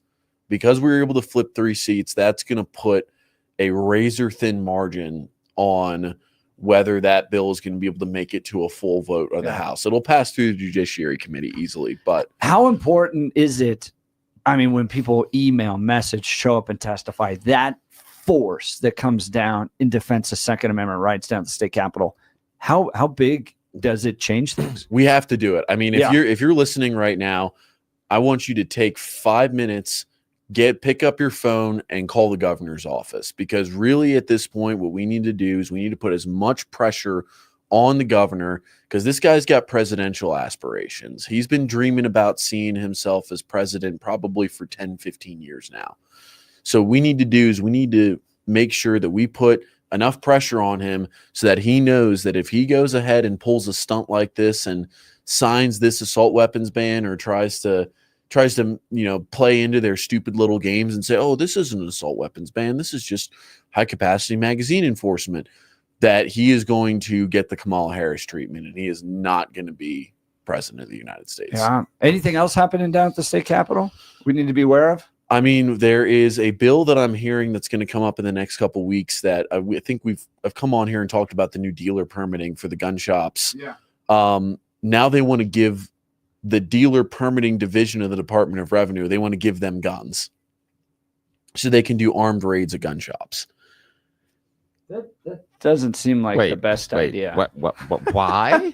Yes. Why would you need to do an armed raid of a gun shop? What would be the necessity of having those individuals armed when they come into the premises? What's the logic behind that they've been saying? Well, I want haven't to start a civil war. I haven't seen. That's what I'm worried about. I'm worried about the fact that they're setting up an armed confrontation. Oh, they absolutely are. That the goal is you to have put your someone gun down. No, you put your gun down. No, you put your gun down. Exactly. That's what I'm worried about. Well, the thing is that, I mean, I think when I came on here, I warned about this. I mean, even going back to the end of last session, Taylor and I, we warned about this when this bill passed, and we said, this is going to be the first step for them, because they have been itching. The Democrats, they all want to say, oh, guns bad, anti-gun, but they will do anything they possibly can to give the government more guns so they can take guns away from you and I. Right. So this is going to be a serious problem, because now you're going to have, they also want to give it to the automobile division too. The people that manage the car dealers, they want to give them guns as well. They want to require them all to be post-certified and give them peace officer powers. Yeah, so we've known that. Anybody that's walked on any one of the car dealerships around Denver know that. Oh, obviously it's a cesspool of guns and drug trafficking. No, the hell. Why would the automotive dealer enforcers need firearms? I'm sorry. I mean, you the have stupid people is hard today. It's like just- IRS ouch. agents with armed. I mean, you're dealing with, Bill, the thing that you're dealing with is you're dealing with a Colorado government that's just drunk on power, and they have been for the last 4 to 5 years.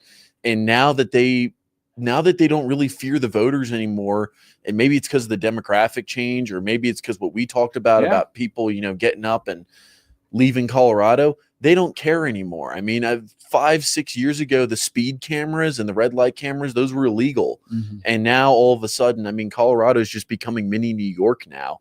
And people are just kind of sitting idly by and going, oh, shucks, that really stinks that Colorado's going blue. And then they're running to Arizona or Texas. But what we really need people to do, we need people to get out there and stand up and put pressure on their legislators. Because if they don't fear us anymore, they're just going to steamroll us. And they're doing that not just with guns, but they're doing that with the stuff that they're trying to put in schools. They're trying to remove all gendered language from the state forms. I mean, it's absolutely ridiculous. It's a total. Now, Ian Escalante with Rocky Mountain Gun Owners, you have a very strange ally. Someone that I bet if we would sit there and say, who are the top 100 possible weird allies you would have in your conclusion about the Democrats overreaching, the Democrats being drunk on power, and that is none other than friend of the show and Democrat strategist Ted Trimpa. He believes you are exactly right. He recently, in a conversation on our airwaves, said the Democrats here in the state are overreaching. They don't understand that they are getting out of touch with the average voter. They're going way too far left. And if they don't really stop and check themselves, they're going to wake up in a couple of years and go, meh? What happened to all of our power? Yeah, Ted Trimpa agrees with you about the overreach, my friend. Yeah, I mean, and I think it's just something that, I mean, a lot of people, a lot of Democrats, I mean, when Colorado first went blue, it was very much a libertarian blue at the very beginning. Yep. I mean, it was very much we want legal pot, and we don't really want people messing with our guns, and we want abortion and all that kind of stuff. Commercialized pot, and the next year recalled the state lawmakers in 2013 for their votes on trying to ban semi-automatic weapons. Exactly. That was like 12 years ago. Yeah. And now the thing is that maybe it's a demographic change. I think we'd have to look more at the numbers. But from 2020 up until now, it went from being a libertarian type of Democrat to like a hard fascistic New York style type of Democrat with the congestion pricing and the speed cameras and all that kind of stuff. And it's going to come to a point where people aren't going to tolerate it anymore. Yeah. Talking to Ian Escalante with Rocky Mountain Gun Owners. So you guys have been in the courts as well. Yeah. So actually we had a very interesting, I don't know how much more time we have on this segment, but we had a good solid court hearing this week over the ghost gun ban. So in 2023, they actually passed, they call it a ghost gun ban. It's actually really a home manufacture of firearms ban. Yeah.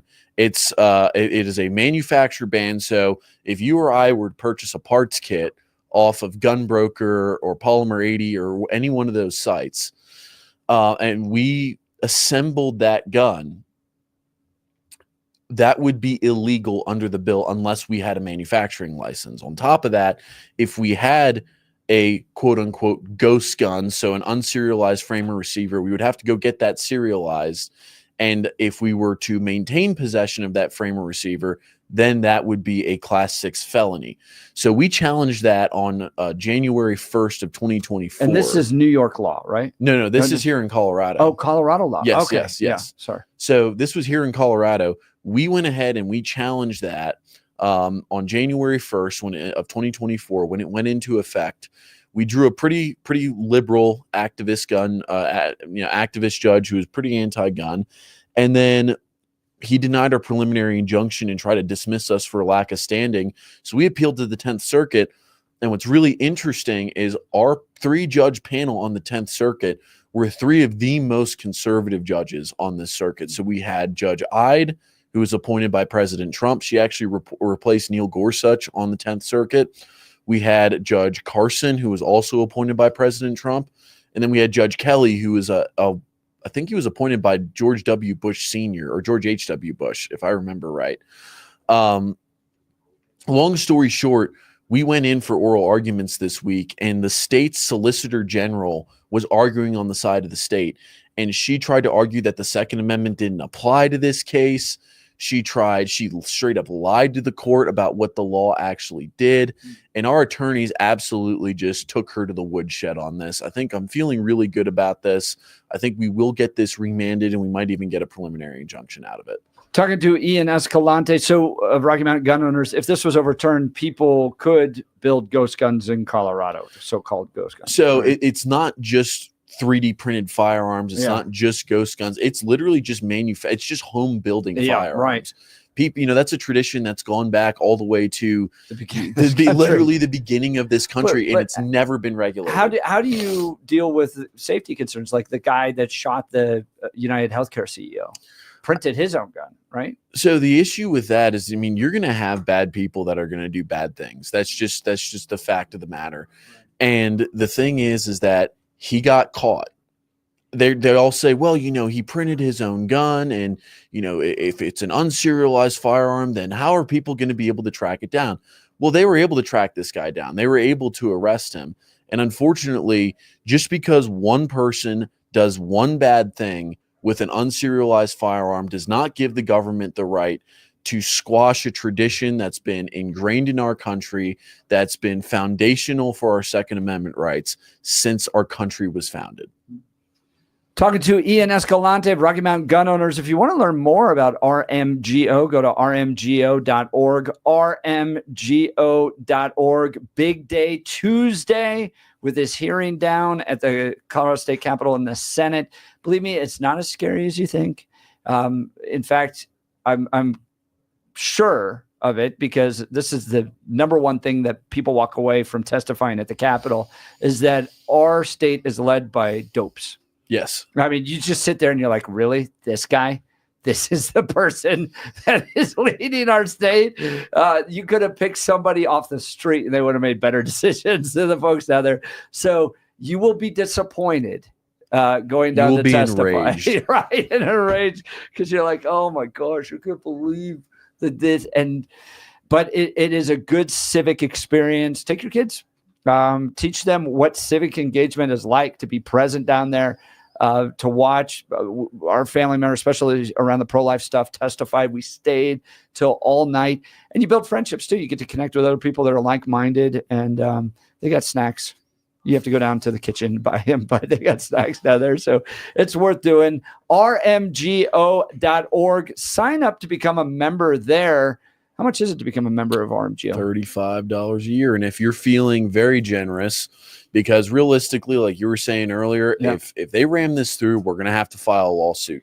Become a monthly recurring donor for as low as $10 a month. If you're feeling really generous, you can go up to $100 a month.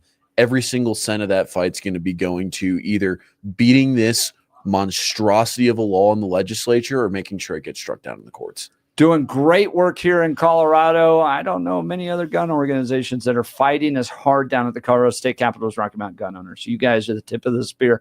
Appreciate everything you're doing. Ian Escalante, follow him on X2. Where? What? Ian C. Esca 1776.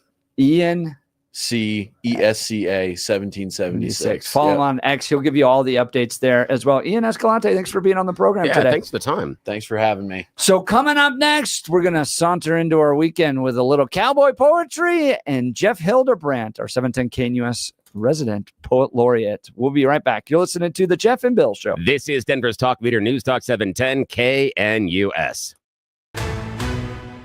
At this hour, I'm Christina Awayo in Dallas, and here are your top stories. President Donald Trump signed an executive order creating a cryptocurrency working group tasked with proposing a new regulatory framework for digital assets and exploring the creation of a cryptocurrency stockpile. The much-anticipated action also ordered that banking service for crypto companies be protected and banned the creation of central bank digital currencies, which could compete with existing cryptocurrencies. The order sees Trump fulfill a campaign trail pledge to be a crypto president and promote the adoption of digital assets. The International Criminal Court's chief prosecutor says he has requested arrest warrants for 2 top Afghan Taliban officials over the repression of women.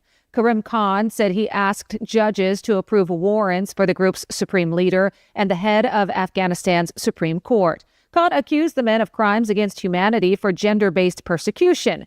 The Taliban have barred women from jobs, most public spaces, and education beyond the 6th grade after they took back control of the country in 2021 during Biden's hasty and deadly withdrawal. They also banned buildings from having windows looking into places where a woman might sit or stand. Human rights groups applauded the ICC move against the Taliban leadership. There is no deadline for judges to rule on a request for a warrant, but a decision typically takes around 4 months. That's what you need to know at this hour. In Dallas, Christina Wild, Salem News Channel.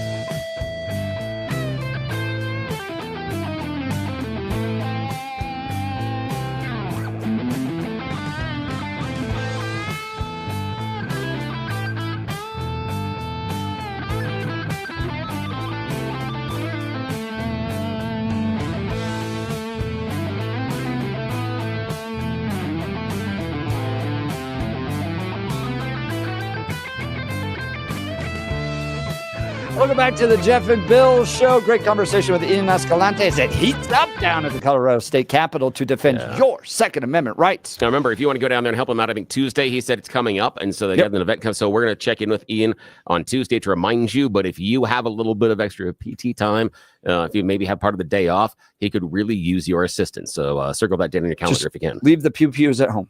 Yeah. Can't take those. But you can wear whatever shirt you want up in the top gallery there. Thanks Top to gallery. you. Yes. Yeah, that's right. Thanks to you, my friend. Nice. Appreciate that, Bill. All right. As we normally like to do on a Friday late morning, is saunter into the weekend with our good friend and 710 KNUS resident poet laureate.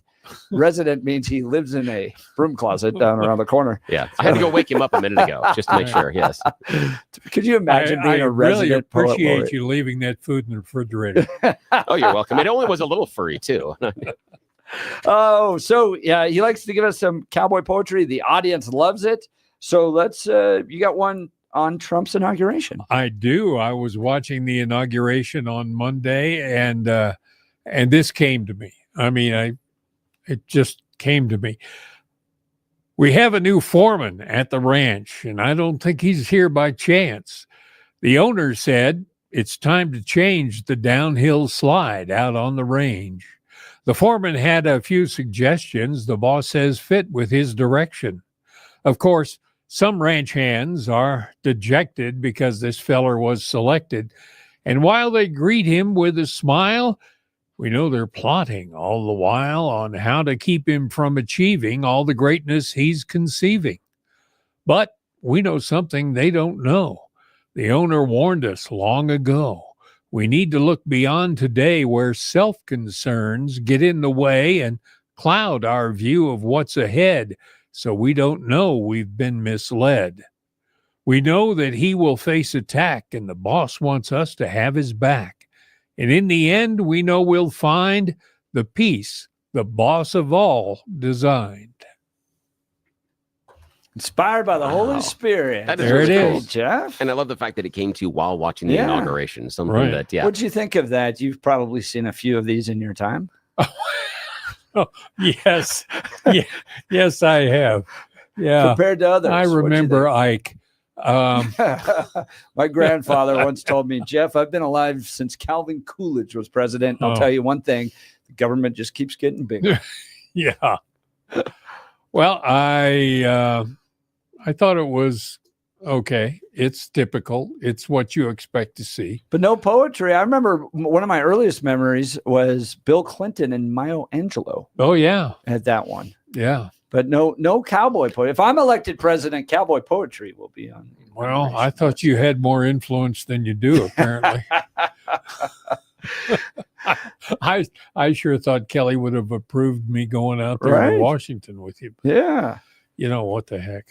I stayed here and stayed warm. Well, you did stay warm. That was a good decision to cancel, by the way, because it was so cold out there. Yeah. Miserably cold. And lots of kids marching that March for Life today, too. Yeah. Second one, God bless the Buckaroo. God bless the Buckaroo. He's a symbol of America, of mom and apple pie, who helps because you need it and don't care the reason why. Some sneer at his integrity, some tend to put him down. But every time there's trouble, folks are glad that he's around. In peacetime, they say, don't be John Wayne, as if that's something wrong. Well, I tell you, if we're not like him, it sure won't take too long for us to lose our freedom, lose our focus, lose our way, and wander around like sheep that simply graze the day away on whatever is before them. They go just where they're led, like a lamb off to the slaughter, is one way I've heard it said. So set your jaw, set your course, set out to do what's right. Our country needs its cowboys rough and ready for the fight. God bless our hard-won freedom. Bless the red, the white, and blue. And while you're at it, I just add, God bless the Buckaroo.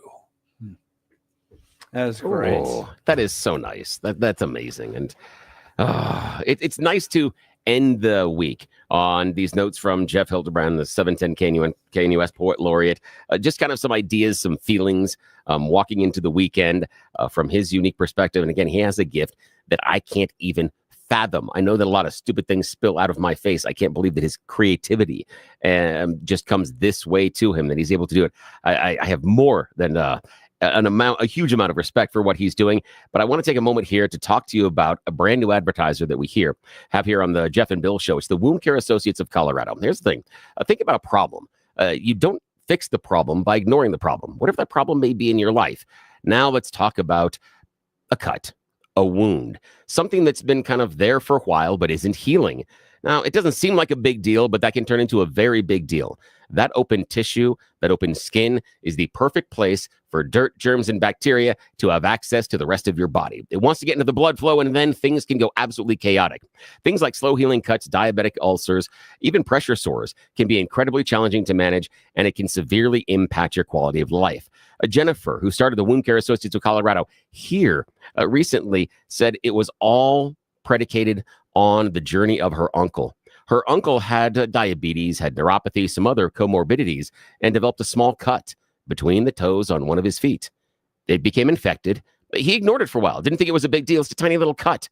The infection got to be a little severe, so by the time he actually got medical treatment, they went, "What? You've developed an infection, sir. We have to get you into surgery," and they took part of his foot. The problem is the infection was so severe, it already worked so far into his bloodstream, he passed away 3 days later. Simply because he didn't decide to fix the problem. That's why I want you to talk to Wound Care Associates of Colorado. No more struggling with transportation or waiting at long lines at the clinic or anything else. Wound Care Associates of Colorado is different. Their skilled nurses come to your home. You get compassionate, comprehensive care in the privacy of where you live. They'll assess your wound. They'll develop a personalized treatment plan. They provide all the necessary care they need to heal your wound. With Wound Care Associates of Colorado, it is expert care at home with a tailored care plan that addresses your needs and specifically the problem you're dealing with. You'll reduce the risk of complications and promote faster healing. I want to highlight the word healing. That is so important because many other places out there don't want to heal it. They just want to manage it. This is different. If your loved one is struggling with a chronic wound, today, please visit coloradowound.com for more information. Don't ignore the problem. Fix the problem. Schedule your in-home visit today. coloradowound.com. And when you talk to him, tell him you heard about him here on the Jeff and Bill Show because it sure does help us out. That's great to hear, Bill. We'll continue with Cowboy Poetry. You're listening to the Jeff and Bill Show. This is Denver's Talk Leader, News Talk 710 KNUS.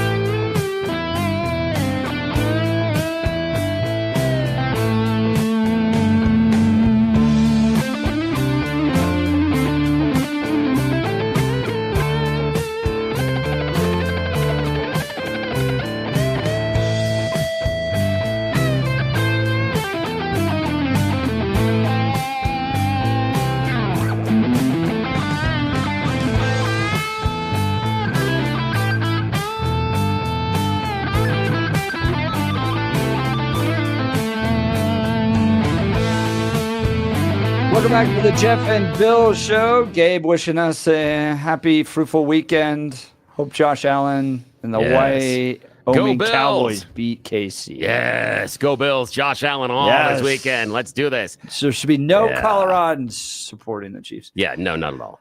Joining us in studio, as we like to do on Fridays, is Jeff Hildebrandt and a little cowboy poetry as we saunter into the weekend.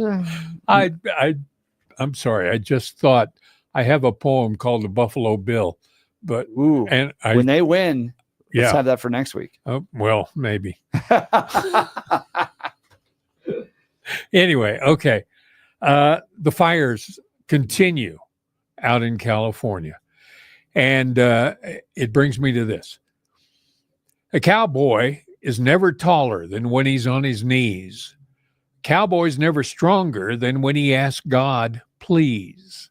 A cowboy's never braver than when he sheds a tear for families who have lost it all in wildfire storms this year. The cowboy is a symbol because he works till he succeeds. Cowboy is a hero because he helps folks who are in need, like all the first responders who never hesitate to comfort victims of the fires forced to evacuate. Well, it costs a lot to bring relief to those who need it now and those who will need it down the road. You can help. Here's how. Just make a contribution. Do whatever you can do. And when you help the helpers, cowboy spirit lives in you. That is great. Woo! That's good stuff. And on a more lighthearted note. On a lighthearted note, I had a friend once ask me if I would create a poem for a dinner meeting that she was having at her church. And she didn't pay me, so this is what she got. The trail cook said, now listen up, our menu's gonna vary. Instead of eating beef and beans, you'll get pasta on the prairie. He said, enough of barbecue, it's time to make a change. There'll be meatballs on the mesa and ravioli on the range. He added that his mind's made up. There's nothing we could do except get used to things al dente. We shrugged and said, Al who? Well, he'd seen a triple feature by that Sergio Leone, and it brought about his sudden urge to feed us macaroni. He's broken with tradition. It's not the cowboy way. He just sits there on his wagon, ignoring what we say as he stirs his marinara and grates his parmesan and boils up spaghettinis for us to put it on. Well, then he cut up lots of onions and chopped green peppers too, and added several spices to sparkle up that stew. So that night, well, we all ate it.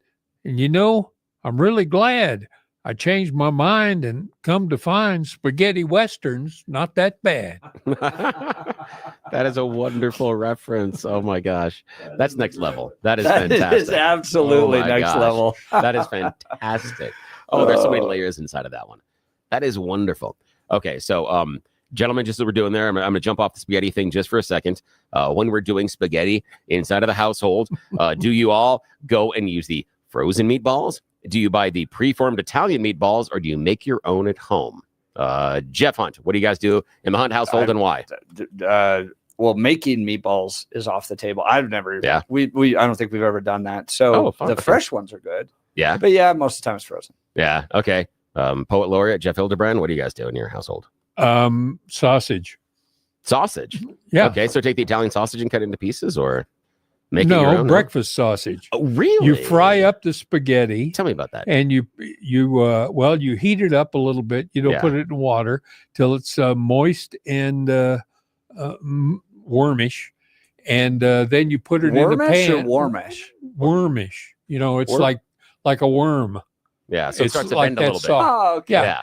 And you know, in some parts of the country, grub is a delicacy. Grub worms are a delicacy. Yeah. So when somebody says it's time for your grub, be careful. So then we were doing so well there in this show. So good. That's Now all we're right. doing I'm making worms. it up as I go. Worms and I know. grubs. So breakfast sausage. I'm gonna have Breakfast- to try that one. Yeah.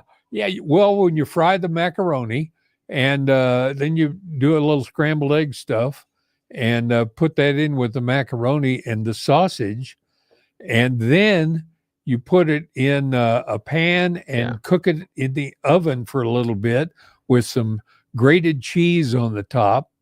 Oh, okay. And a piece of sourdough toast that you make in the toaster, not in the oven. Yeah. And then you pull that out, and you have actually breakfast and lunch all in the same meal. Ooh, I like that. Wow. Now, for parents in the audience, I've got a tip for you. Next time, try spaghetti tacos. Make spaghetti just like you did, but put it into a taco shell. The saltiness and the crunch for kids. I'm saying it's a kid thing. It's a kid-friendly thing. Trust me on it. Where have we landed this show? Spaghetti All tacos right, rock. You're listening to Jeff and Bill. This is Denver's talk leader, News Talk 710 KNUS. Spaghetti tacos.